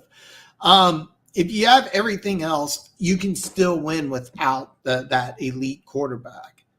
It's hard. Go through NFL history, 1 through what I'm going to be at 50, 58, I think. I think 40 of the Super Bowl MVPs are Hall of Fame quarterbacks. All right. I mean, 1 and 2, Bart Starr. Number 3, Joe Namath. Number 4, Len Dawson. All Hall of Famers. Number 5, and this will never happen again, is Chuck Howley, who was the linebacker for the Cowboys, even though the Colts won the game. That a defensive player for the losing team will probably not win a Super Bowl MVP ever again. But go through NFL. I mean, seriously, you if you want to win a Super Bowl, best way to do it is to have a Hall of Fame quarterback. You know, that's what Denver did with Peyton Manning. They thought they were doing the same thing with Russell Wilson. It didn't work out. It didn't work out. It worked with Tampa Bay. It worked with the Rams. I think Stafford, you can argue this if you want, but I think Stafford's a Hall of Famer. As soon as he hangs it up, he's going in Canton. Maybe not first ballot, but he's getting in Canton someday. And that's been the thing from the end of time. But there's been teams that have won Super Bowls throughout NFL history that did it without Hall of Fame quarterbacks. It's hard. Brad Johnson in Tampa, Trent Dilfer, Jim McMahon had the best year of his career when in '85. Never going to be a Hall of Famer, but you know, I thought he was pretty good, just kind of in a bad situation, you know, to be honest with you. But the last team in recent history to win a Super Bowl with a, you know, okay quarterback, and the Ravens kept on trying to make him out to be better than he was. And there's people that argue that he was better, but he was just middle of the pack. It was Joe Flacco. Joe Flacco won a Super Bowl, won two, with just being, you know, I think okay. No, there's a cap penalty, and I think that they just, you know, they really want him there, and I think he wants to be there. I'll be honest, Aiden O'Connell looked really good in his debut, and I think after the season, if I'm the Raiders, I try to move on from Jimmy G if I can, and you may not be able to, and give Aiden O'Connell a shot and try to build around him. He looks really good. It is a different era, but it's always been this way, though. It's always been this way. Since the NFL's been created, it's always better and easier to win with Hall of Fame quarterbacks. And teams that get rid of Hall of Fame quarterbacks for you know, they trade Hall of Fame quarterbacks usually suffer. You know, it worked out with Pittsburgh. They got rid of Len Dawson. But it was funny, the Chiefs, what they did is they had Len Dawson and their other starting quarterback. They traded that guy to the Raiders. And he ended up getting hurt. The Raiders ended up having the number one pick in the draft. The Chiefs got the number one pick in the draft, drafted Buck Buchanan, who ended up being the very first player in Chiefs history to be inducted in the Pro Football Hall of Fame. Little Chiefs history lesson for you guys.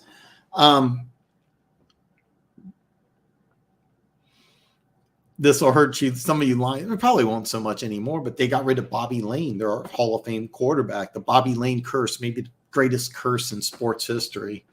Maybe Babe Ruth is better. I don't know. But NFL history, Bobby Lane curse. You know, it's always been this way. The easiest, best way to win a Super Bowl is to have a future Hall of Fame quarterback. And it's always been that way. You know, it's can you still do it? Yeah, it's much harder. You know, this actually is not as bad as I thought, but I don't think it will be. I just don't think it'll happen. No, there's not. Butkus, yeah, here's the thing about Butkus is that he doesn't get credit for being as good of a pass defender as he was. So could he play in today's game? The answer is yes. But he would have to change everything about him, and maybe that would make him, you know, less effective.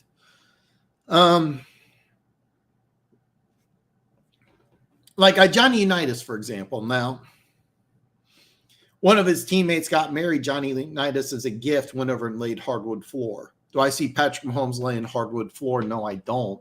But a guy like Johnny Unitas, would he be successful in today's game? I think he would. But off the field, like with social media and all the attention and everything, where he was just kind of a quiet, laid-back guy who, after a game, him and his teammates wanted to go to a local bar and have a few beers after a game. You know, can NFL players do that today? No. A guy like Butkus, how would he adapt to today's game? I actually think because he was excellent in pass coverage, he would. But he would be kicked out of a bunch of games if he changes. He'd have to change the way he played. A guy like Jack Tatum, for example, can he play in today's game? Maybe, maybe not. Fred Biletnikoff, a guy who was a heavy smoker, Hall of Fame wide receiver, can he play in today's game? Maybe not. It's hard to say, man. It's really hard to say. But, God, I loved it, Butkus. Yeah, these two knew each other, so it wasn't that different. But the thing is, what Vance Joseph's doing is he's not bringing in like a brand new system. But every time you bring in a new defensive coordinator, you change things. And Broncos fans that think that, hey, 3 defensive coordinators, 3 different systems, no big deal.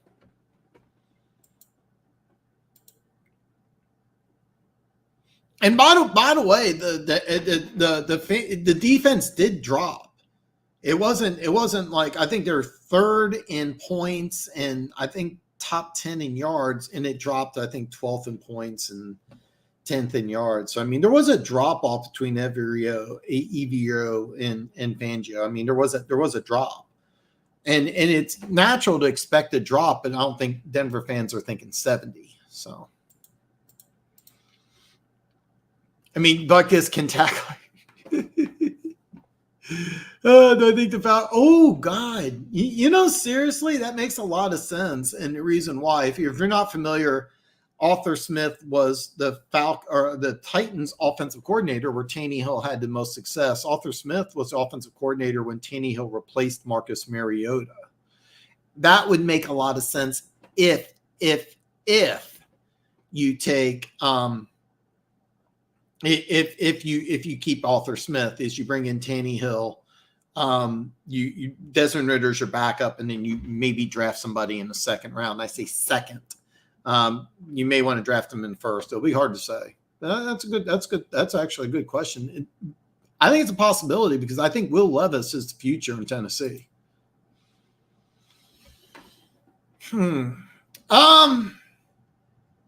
It's funny because Perry asked if Denver fired Vance, who do you think they bring in as defensive coordinator? It's kind of funny because he just kept on burning through defensive coordinators till he got to Dennis Allen.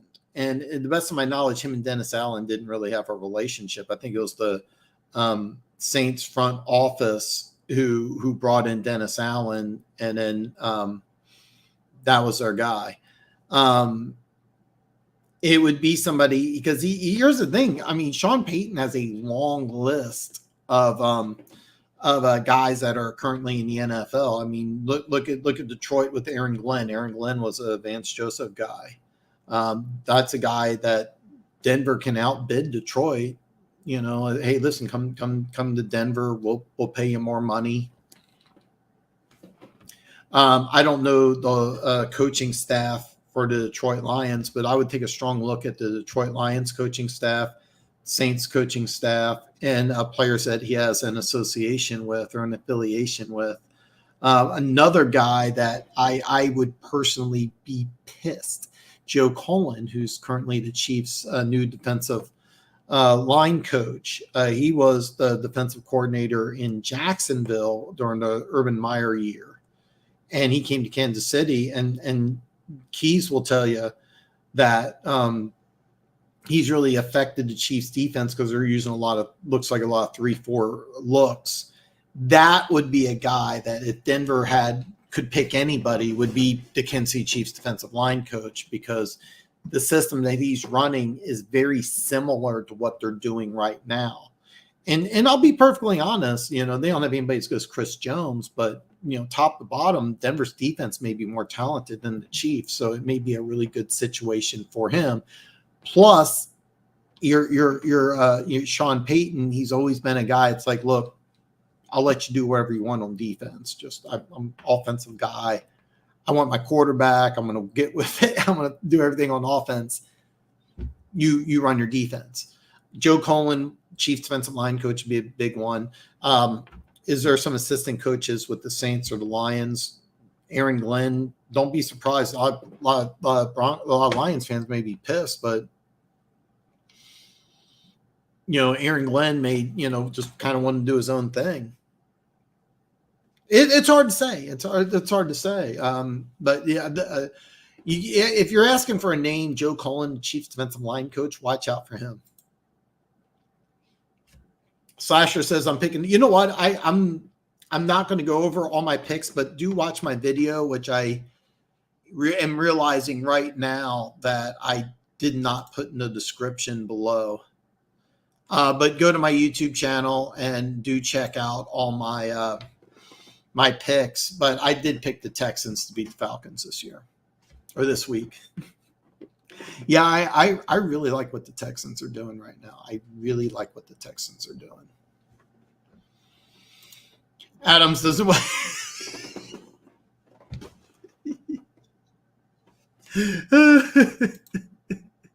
I can't really argue that, but the Patriots aren't a contender. Right now they don't look like it. They really, really, really don't.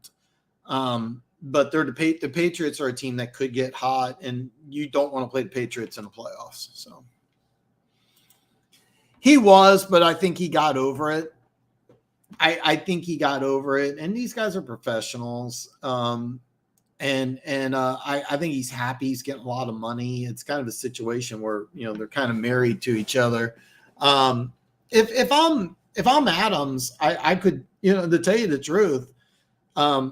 I think the Saints would love to get a guy like Adams. I just don't think they can do it because they gave Carr a lot of money. They have a lot of income invested on the defensive side of the ball. Kamara's making a lot of money. But Carr, I'll be honest, Adams going to the Saints would help the Saints out tremendously.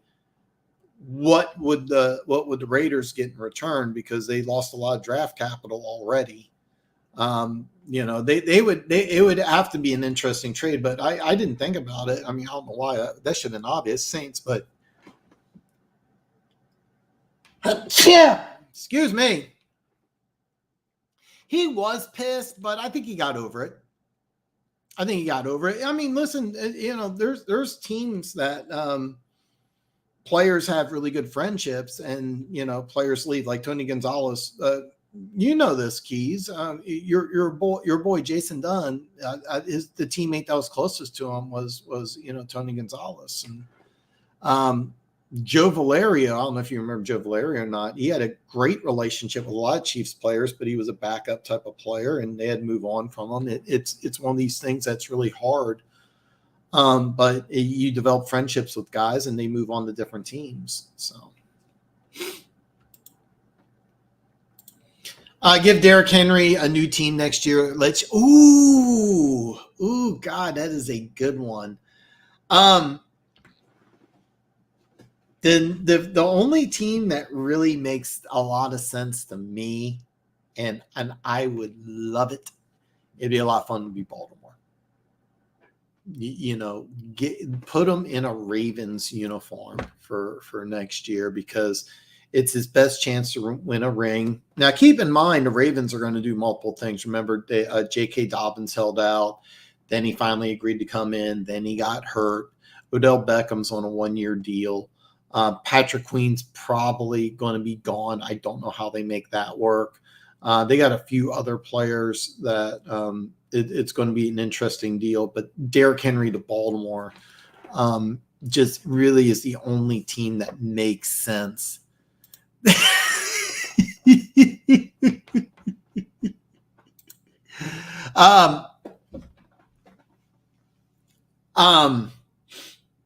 The other team, and it doesn't really work, but they need a running back, and the way that they're built, it kind of makes sense, would be Minnesota.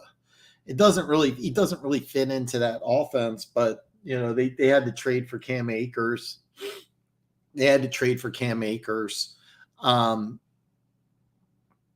I think Minnesota might be a team that says, look, we got to fix some things on defense, so we need to boost up the offense. What's the best thing we can do? Well, Derrick Henry's not a guy that, is going to go for big gains, but he's a power dude. So Minnesota would be a team. He's not here's the problem with Derrick Henry. He's not a 3-down dude. He's not a guy. And people say, oh, he had a season. He caught like 40 passes, or no, he's really not. He's not a guy. He's really just kind of a first, second down back. If Baltimore's off the table, and Baltimore to me makes perfect sense. I would say Minnesota. The other team, and I think this would be a great fit, but I think that this team's going to make some changes in the offseason anyway, would be Tampa Bay, because Rashad White. Is it Rashad White? Anyway, he's a guy that needs somebody to get those tough yards. He's not a 20 carry down back or 20 carry a game back. And they're using him like that, but he's not really that guy. So, Tampa Bay would be another one. Tampa Bay, to be honest, thinking about it, Tampa Bay makes a lot more sense in Minnesota. Minnesota, it's like a square peg in a round hole. The way I can't think. I can't believe I've been this second time I forgot his name. Todd Bowles, the Buccaneers coach. Derrick Henry is a Todd Bowles type of player. So probably in this order, it would be Baltimore clear-cut number one, Tampa Bay, Minnesota. We'll love the Denver Gator. I don't think he is Hall of Fame worthy. Stafford got stats because he had CJ and the rules on his side. It's easier for an average. I think he is a Hall of Famer. The stats he put up are Hall of Fame worthy in Detroit. Has a Super Bowl, and he has stats. Super Bowl win plus stats get you in the Hall of Fame. Being the number one pick get you in the Hall of Fame. There's lots of love for Stafford too. I'll bet money Stafford gets in. Now, is he a guy gets in right after his career's over? Maybe not. But the stats plus the Super Bowl ring get you in. His career's not over. I mean, his career's not over, but I get where you're coming from, but I think he is. I think he is.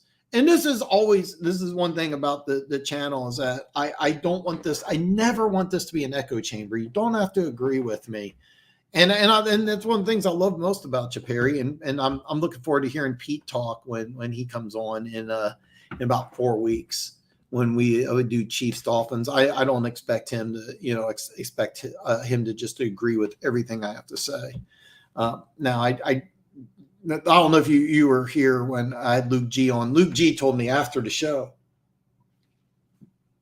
I need to leave my camera going after the show because some of the stuff off the camera is really good. So Luke G told me, like, one of the first things he goes, Dan, so I got accused of just agreeing with you on my show. So I went out of my way to disagree with you. And I was like, yeah, man, it was kind of frustrating because I don't like to argue, but I never want this show to just be where everybody agrees with me. I think that I'm such an egotistical maniac that I always believe if I say something, you should agree with me. And when you don't, I instantly assume that you're wrong. But I always want to hear different points and perspectives. And I think this is a great comment. I do disagree with you, but I think this is a great comment. He says Denver can't have that's a name that makes a lot of sense. And one thing about Denver, that Penner Walton group, I think Denver Gators said that they're worth something like $70 billion. So they could give Colin head coach money. And I don't know. I have no idea if Colin really wants to be a defensive coordinator. Andy Reid loves Spags, so I know that I've mentioned to me and you have chatted a couple times where you think that Colin will take over for Spags, and I get you would want that. But if you're Denver and you need a new defensive coordinator and you're offering Colin, maybe I'm not exaggerating when I'm saying this, and a lot of people don't realize this. The Chiefs owner, Clark Hunt, is one of the richest owners in the National Football League. A lot of people don't know that, but like the Hunt Foundation, nobody so for the little NFL lesson, Lamar Hunt is when you win the AFC, you get the Lamar Hunt Trophy. He was the longtime owner of the Chiefs. There was one report he was the third richest owner in the NFL behind Paul Allen, now passed away. I don't know who owns. I think it's the Allen family still owns the Seahawks and a few other NFL, not NFL, but I think they own an NBA team, hockey team. They own some lot of stuff. Microsoft founder,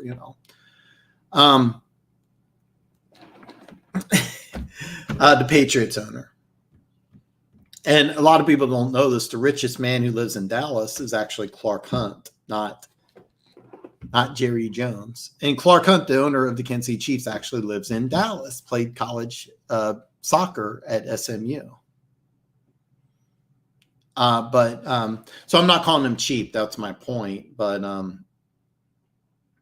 if you go up to Joe Cullen and say, hey, listen, you want to come to Denver and we're going to give you 10 times what you're making now, which it may not sound like I'm being facetious. No, that's legit. That's a legitimate, serious question, is that as a defensive line coach, he may get 10 times more. Now, keep in mind, this would make him maybe the highest paid defensive coordinator in football, but your Penner Walton group, you might be able to do that. But I don't want it either. Patriots have a 14.1% chance of making the playoffs if they win this week. Here's the thing with football. It just, so many things can happen. There's so many weird situations. You just never know. I mean, one player goes down, it can affect everything, just like Aaron Rodgers. Aaron Rodgers goes down, everything changes. I do think they rebound. By the way, check out the whole video if you haven't already. All my picks, you know what? I don't have it in the description. Go to my YouTube channel, my weekly picks video. It came out Tuesday. Check it out if you haven't already. It's a pretty good video. It's short. I decided just not to do any commentary in this picks video. I just decided just to,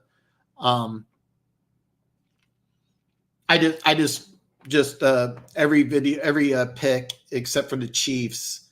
And the reason why is I did bonus pick for the Chiefs, got like under 52.5. I like the under.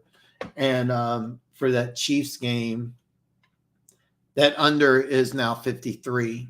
So if you're doing sports betting, I do like the Chiefs to cover 3.5. I hate 3 in the hook. And I really like the under 53 for Chiefs Vikings. I really do. That's a good number.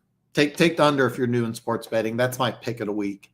But I know that I get where those numbers are coming from. I don't believe them. But if you're a 1-4 team or a 1-3 team, and you go to 1-4, you're playing the Saints this week at home. That's a game you need to win. I know both teams are banged up, but you got to win this game. If you lose this game, can you still make the playoffs? Yeah, it's possible. As far as 14.1, even with a win, I don't know. So many things can change.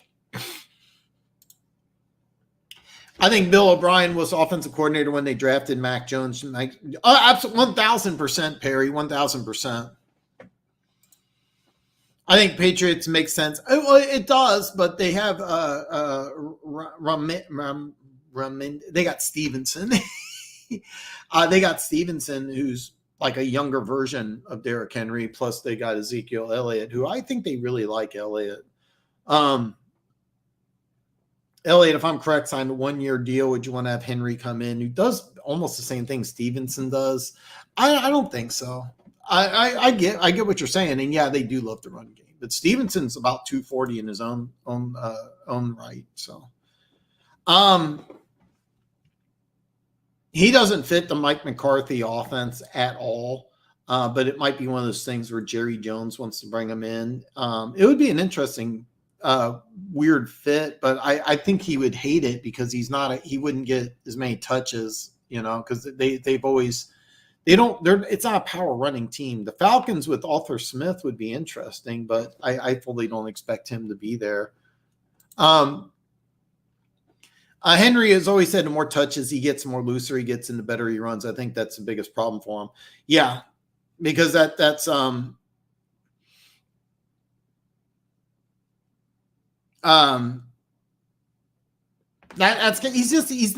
a back that doesn't fit kind of in today's game. And the problem is that he has lost a step and all that wear and tear. It's different when you're a big, tall running back that the hits add up. There's just so much more of you. And And this is not an exaggeration. Go look it up if you don't believe me. He ran for over 10,000 yards in high school. He got a lot of punishment at Alabama. That his last season, I mean, that's a lot of punishment. And then he's been in the NFL a long time. I mean, it's hard for big power backs to stay healthy. And he can say that, but I don't think I really don't. Let's just say, just for fun, 20 touches, just 20, which would be 340 for a season. I don't think he can do it. I really don't. So, oh God, yeah. If he was willing to take less snaps, I think Henry. Oh God, that is a great fit. That is a great fit. Yeah, if he'd have to take a lot less snaps, that'd be a great fit. If you let Higgins go and you want to save Burrow, you could add Henry there, maybe in a similar formula with the Chargers if they move. And by the way, I 100% expect Eckler to move on from the Chargers. I think he's just pissed and wants to move on. He's a guy who looked great in a Chiefs uniform. I love Austin Eckler. If you let Higgins go, Henry in Cincinnati would be interesting. He doesn't really fit what they want to do offensively, but I mean, you know, the thing is, though, Samrod Pedrine, something like that. I think they really miss him. And number 28, Oklahoma. He's had some problems staying healthy. The Bengals starting running back. That actually would make a lot of sense. I had the husband listening in line at the grocery store. Your husband hasn't subscribed to my channel yet? I find that really disappointing. I'm really bummed out about that. For me, a Hall of Fame player is the way they change the game, the way he's played, or as a superstar. It helps his team have lots of success after. It's not that he was like Eli Manning. I get what you're saying, because here's the deal. When you say, are you a Hall of Fame, are you a Hall of Fame player? I think the answer has to be yes, and it has to be yes instantly. And there's several players that are in the Hall of Fame. I'm like,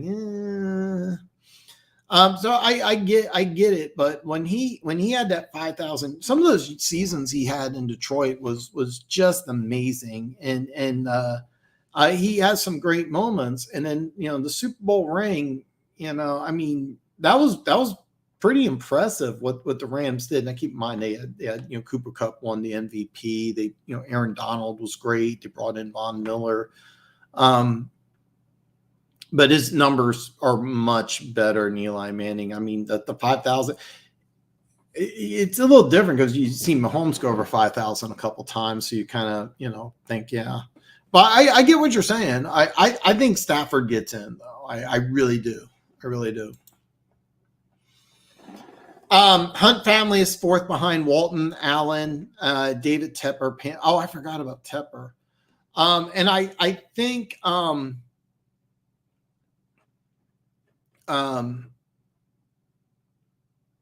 can't believe I can't think of the guy's name. That the Patriots owner could be quite a month. Yeah, a lot of people. So here's the deal. When Lamar Hunt passed away, he left his fortune, but nobody knows who got what. His son is taking over the Chiefs and got part of it. His daughter also got a large part. Nobody knows exactly who got what in the Hunt family. So, but the Hunt family just a couple of years ago, the Hunt family was like 5 to 10 times more than the Jones family. So, I mean, a lot of people say, who's the richest man in Dallas? Oh, Jerry Jones. No. It's Clark Hunt. The thing is that nobody really knows how much money Clark Hunt really has. He could have anywhere from 15 to 50 billion. And that's no lie. It's old. They made their money in oil in Texas. I mean, you know, that says it all right there. I mean, it's crazy money, and I can make a strong case about Lamar Hunt. The NFL's not the way it is. That's actually a story I want to do one day. Is talk about how important Al Davis and Lamar Hunt, and I don't want to say to a lesser extent, but that really is true. And the Broncos owner, he was just inducted in the Hall of Fame way too late. But I mean, that's something that's another topic for another day. But a lot of people don't realize that the Chiefs owner is like maybe the third or fourth richest owner. According to Keys, it's fourth. I can't believe I'm drawing a blank on the Patriots owner, right? Because I'm almost positive the Patriots owner is number one. And then Jody Allen. I forgot about David Tepper. He's worth a lot of money. But the Walton Penner Group might be number one or number two. It's crazy, yeah. And I kind of I kind of want to rant on Walmart, but I'm gonna pass. Pat's picking the top 10. I think Robert Kraft makes changes. You know, it could be. And my buddy, I don't know if you remember this, Perry, but my buddy Bufa, he came on from the draft show, and he thinks that this is Belichick's final year. And there is a possibility. I mean, look, you know, Brady's gone and the success isn't there. They spent a lot of money and it hasn't worked. None of his assistants has gone anywhere and had success. He may want to be more hands-on because of the lack of success. Absolutely. It's seriously a legitimate question, and it might be, you know, he might just have to say, hey, look, it's time. I just, you know, I think it's just hard for the Patriots. You're not winning the division, so that leaves 3 spots. You're really going to best the Dolphins, Ravens, Bengals. It's just impossible. And I mean, yeah, I'm feeling really good, man. I hadn't so. The Joe Mixon, that's the name I'll say. So here's the deal, Keys. So I for the first time in months, I woke up without an alarm clock. I just said and then my plan was I went to Sam's Club. I bought this chair. I got the free coffee. I got the free pizza. I ate red vines, and I fell asleep on my couch for a couple hours. And by the way, normally my back starts to hurt. The new chair helps out tremendously. The only thing that's bothering me is I'm wearing shorts, and like I should have. Normally I put a towel down underneath, but yeah, I'm starting to. My legs are sweating, but yeah, the chair makes all the difference in the world. I'm starting to feel, well, it's kind of bothering me. There's a screw loose because I'm missing one screw. So the right arm thing is wobbly. And my back's starting to get a little stiff now. But yeah, I feel pretty good, man. I feel really good. And by the way, thank you so much for joining me. I know it's one day later than my birthday, but I'm considering it. I'm having a 48-hour birthday. So what? So, Perry, when the Patriots won their Super Bowl against the Rams, I do preseason predictions for all 32 teams. That's going to change this year. This year, I'm going to do 8 division breakdowns, and they're going to be really long videos. I'm going to break down into chapters and clips. That way you can check out your own team. But instead of doing 32 videos, I'm going to do 8 this offseason. But if you go back, I said the Patriots dynasty was over after that Super Bowl where they beat the Rams. I said it was done. And all dynasties come to an end. Well, I mean, they're the only NFL dynasty that lasted 2 decades. I think the Patriots were the team of the 2000s and the 2010s. And now we're looking at who's the team of the 2020s. And right now it's Kansas City. You know, their first Super Bowl win, of course, was 2019, so it doesn't count. But 2020 Super Bowl, 20 lost, but they were in Super Bowl. AFC Championship game 2021, Super Bowl win 22, and let's see what happens this year. I mean, Denver had a. It was funny. The Cowboys, when they won when they were the team in the 90s, they won in 92, 93, and 95. But then Denver won in 97, 98. So, you know, that they a lot of Broncos fans, I remember, like, we're the team of the second half of the 90s. And it's like, nah, that doesn't count. the team that won the most in the 90s was actually the Kansas City Chiefs. They just never won a Super Bowl. But yeah, look, here's the formula. I mean, this is a gross oversimplification. You have one of the greatest defensive minds in the NFL today in Bill Belichick. You have the greatest quarterback of all time. It's 1 + 1 = 3. It's a perfect fit, right? So you take away the greatest quarterback of all time. The last great receiver. Okay, you can say Edelman if you want, but I mean, I was thinking really Moss, but they've really struggled. The one thing the Patriots have never been able to do is draft receivers. You can go through the whole time Belichick's been there. They drafted several receivers in the first round, and then they stopped because all of them were busts. None of the receivers they drafted. Matter of fact, the guy they drafted, they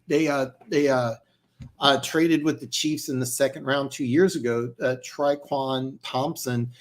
He had the fastest 40 time. He's 6'2", 185 out of Baylor. And I remember thinking, God, Sky Moore's a better player. I think he's caught like 20 passes. He's a combination being injured and not able to run an NFL route tree. But they've never been able to get receivers, so they spent a bunch of money in free agency on tight ends. One of them is now in Atlanta because it didn't work out. Hunter Henry's pretty good. Juju Smith-Schuster, they gave a lot of money to. He's been just okay. I thought he'd have a bigger impact. But yeah, you're 100% correct. Now, here's the deal. The Patriots defense is still really, really, really good. Their offense is bad, and it's hard to watch. And they've done, they had McDaniels, which the offense is good with McDaniels. He's gone. They tried to bring in Matt Patricia, a great football mind. They tried making him offensive coordinator or co-offensive coordinator, whatever the fuck it was that happened last year. That was a disaster. So you bring in Bill O'Brien, another really good offensive mind, and so far it hasn't been able to work. It may not. I don't know why I couldn't think of Joe Mixon's name, but yeah, that would work also. Yeah, it isn't what they want to do, but like I said, if you want to say Burrow, I think they need to change that offense. I don't think they need to change it. I think Burrow just needs to be healthy. And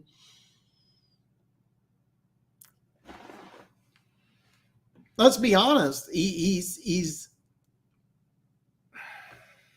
what is it, 4 years now, 5 years in the NFL? I think was his first or second season. He missed a couple games, and then he had, I think his second season. Yeah, second season he missed almost the whole season. He's not a guy that you can just say, "Hey, Burrow's tough. Let's get that clear. Really tough dude." Is he a guy that you can count on to play 17 every year? No. I mean, he's proven it right now. They were even arguing like, "Hey, look, he's a tough guy. He should, stick back." And got something. I can feel it. I think he just needs to get healthy. There's very few teams that you could take away their starting quarterback and that they can have success. Burrow, I think it's all just Burrow's health. That's kind of what I think. I think that's all. I don't think they need to change anything. Could it be your boy Orlando Brown's not working out? If I recall correctly, on those yards to X Games list, Mahomes is tearing up. I believe he's currently replacing Stafford's number. Yeah, I really do. I think Stafford's a Hall of Famer. I don't think it's a yeah. I think he's a Hall of Famer. But I get what Pete's saying. Yeah. There was a list I saw where he was actually number one. And here's the thing, those lists, nobody really knows how much these guys really have, or I think the only one who tries to show that he has more is Jerry Jones. The rest of the owners try to hide it. See, it's actually, to tell you the truth, I think the M should be a B. Because at one point there was a guess that the Hunt family was worth about 50 billion, not million, billion. So if they moved on from Belichick, who do they replace him with? And that's the $1 million question. You're talking about numbers. That would be a tough one, because probably the number one guy that I would do. Okay. Let me tell you what I would do. I would go with an unknown in your organization. The linebacker coach who moved to defensive coordinator, and I'm drawing a complete blank, longtime Patriot linebacker. That's what I would do. Replace from within, try to keep everything kind of the same. That's what I would do immediately. All right. Then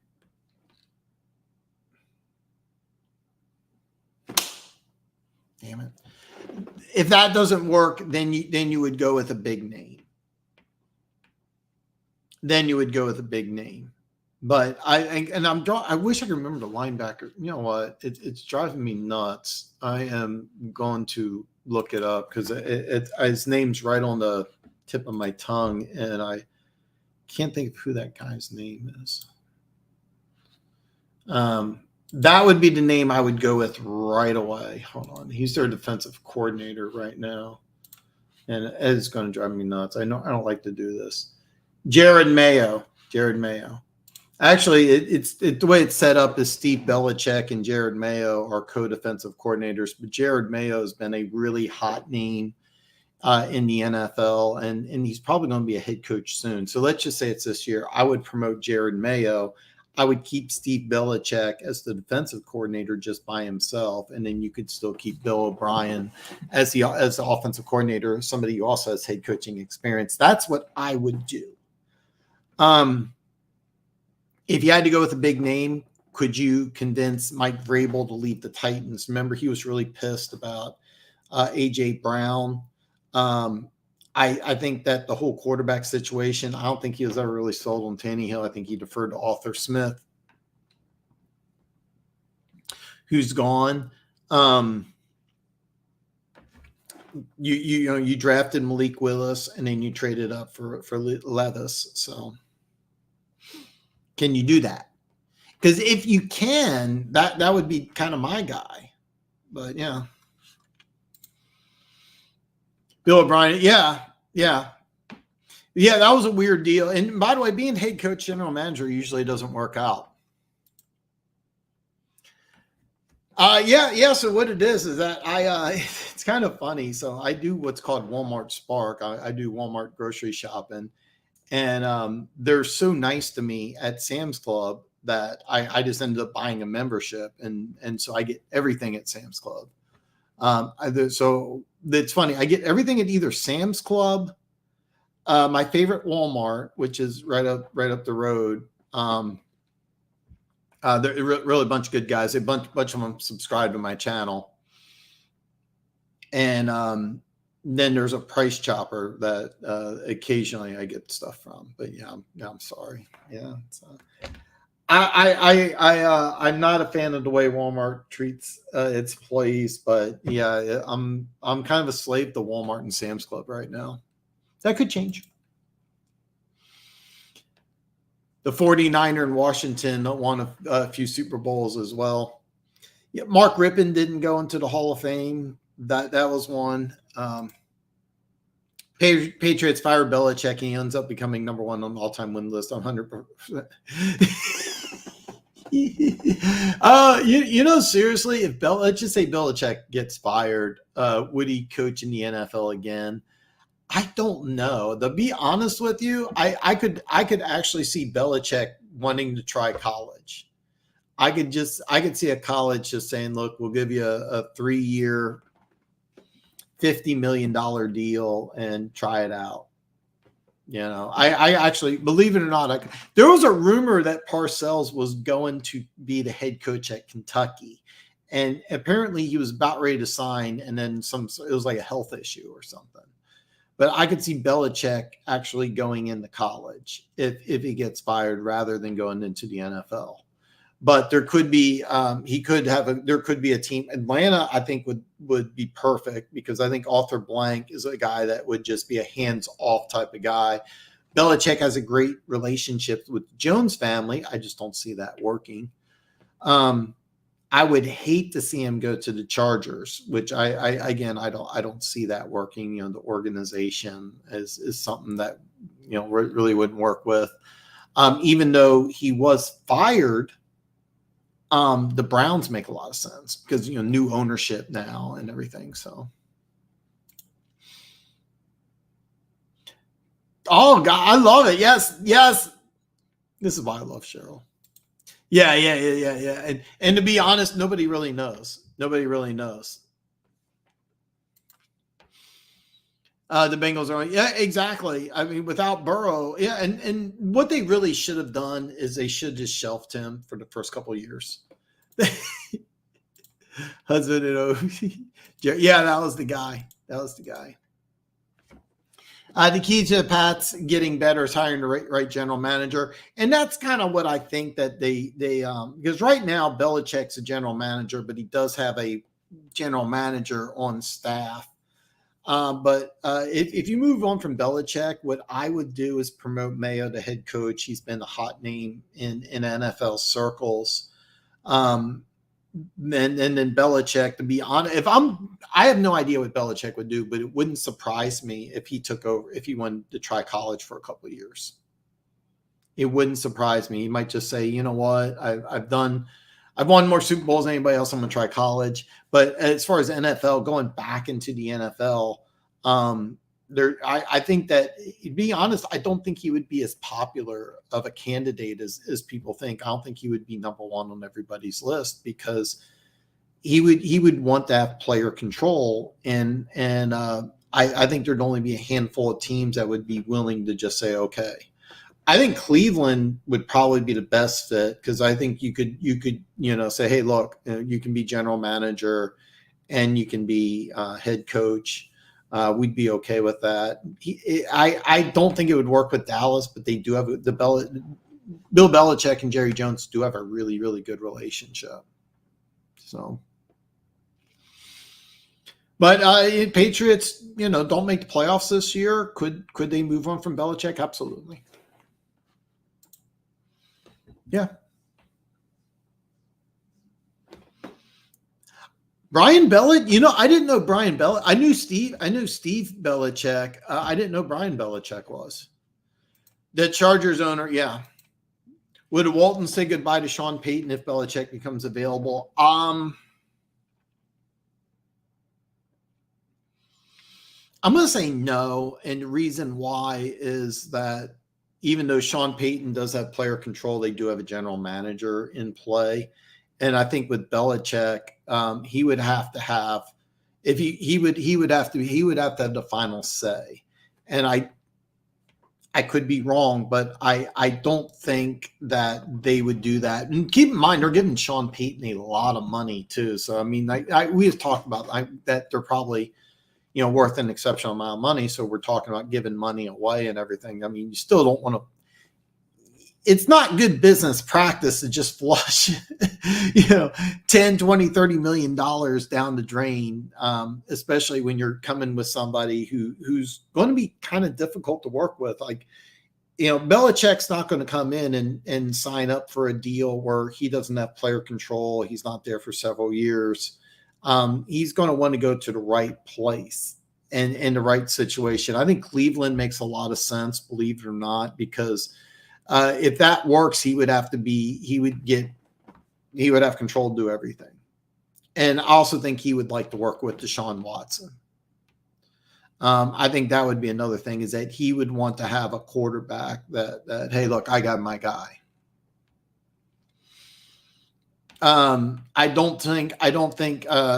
honestly don't think any team in the AFC West makes a lot of sense.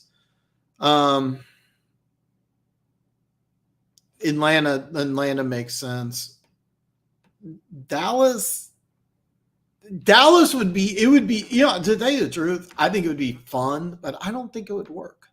I really don't think it would work.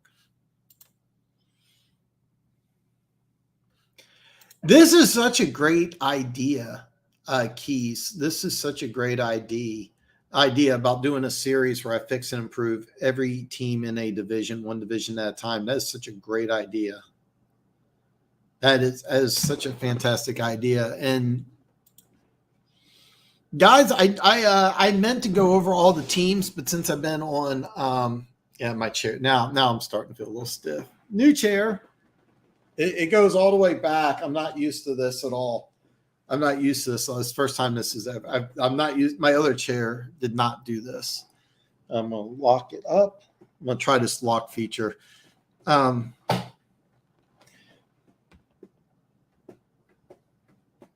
Yeah, I should never be in charge of putting anything together. I'm not. It's not even. It's supposed to lock right here. So let's see. Did you hear that pop? Yeah, I can't make. There it is.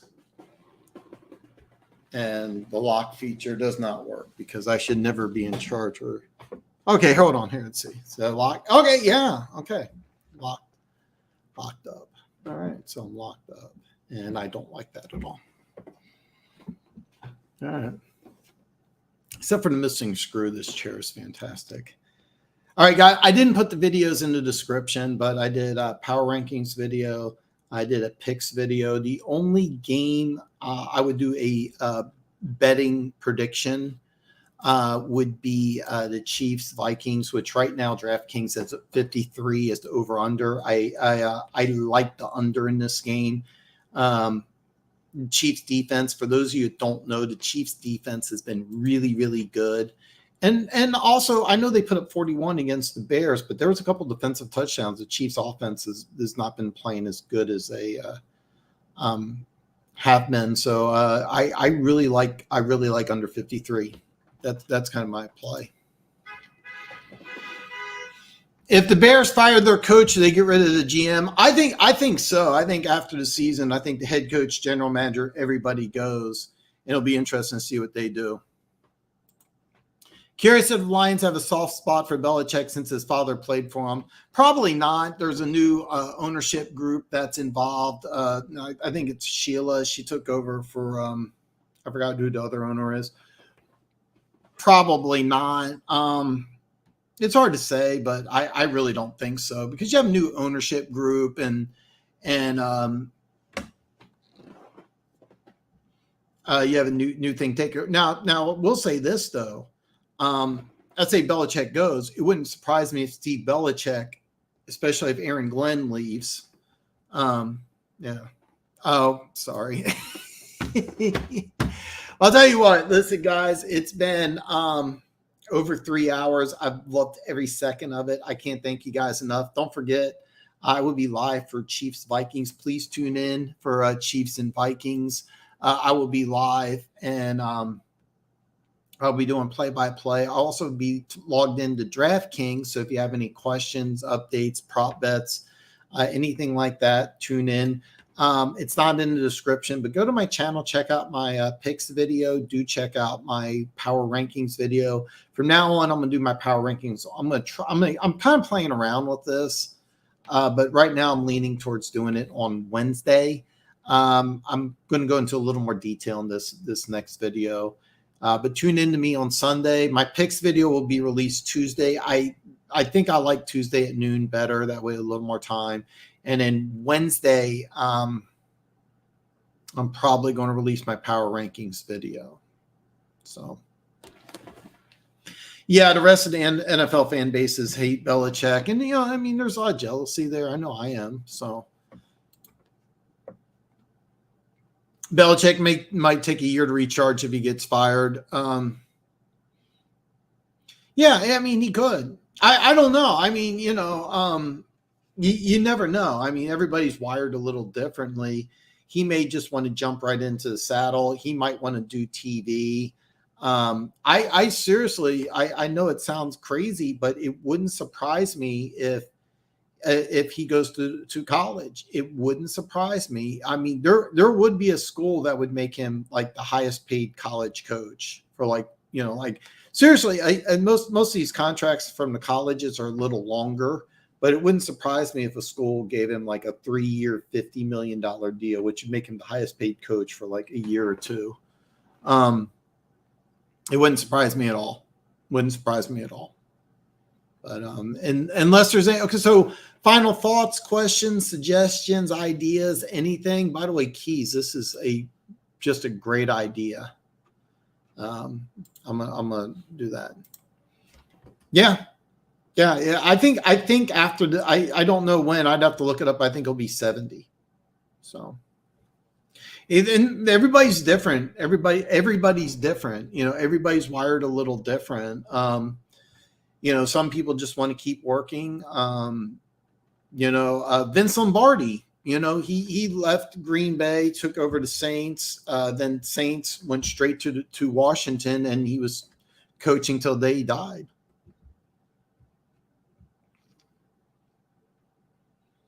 And some people just don't, you know. It's like apples and oranges. Charles Schultz did Peanuts the day he stopped.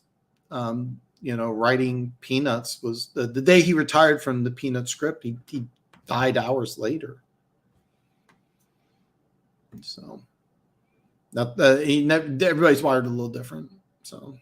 Anyway, thank you so much for joining in. All my social media is in the description below. Check out my weekly picks video. Do check out my power rankings video. Please, everybody, come back and join me Sunday as I do play-by-play for Chiefs Vikings. And I know all of you, especially my Lions fans, will be Chiefs fans this weekend. So it'd be great to see you. But there are some Vikings fans who want to tune in. I'd be great to hear from you guys as well. Hopefully, I see everybody back on Sunday.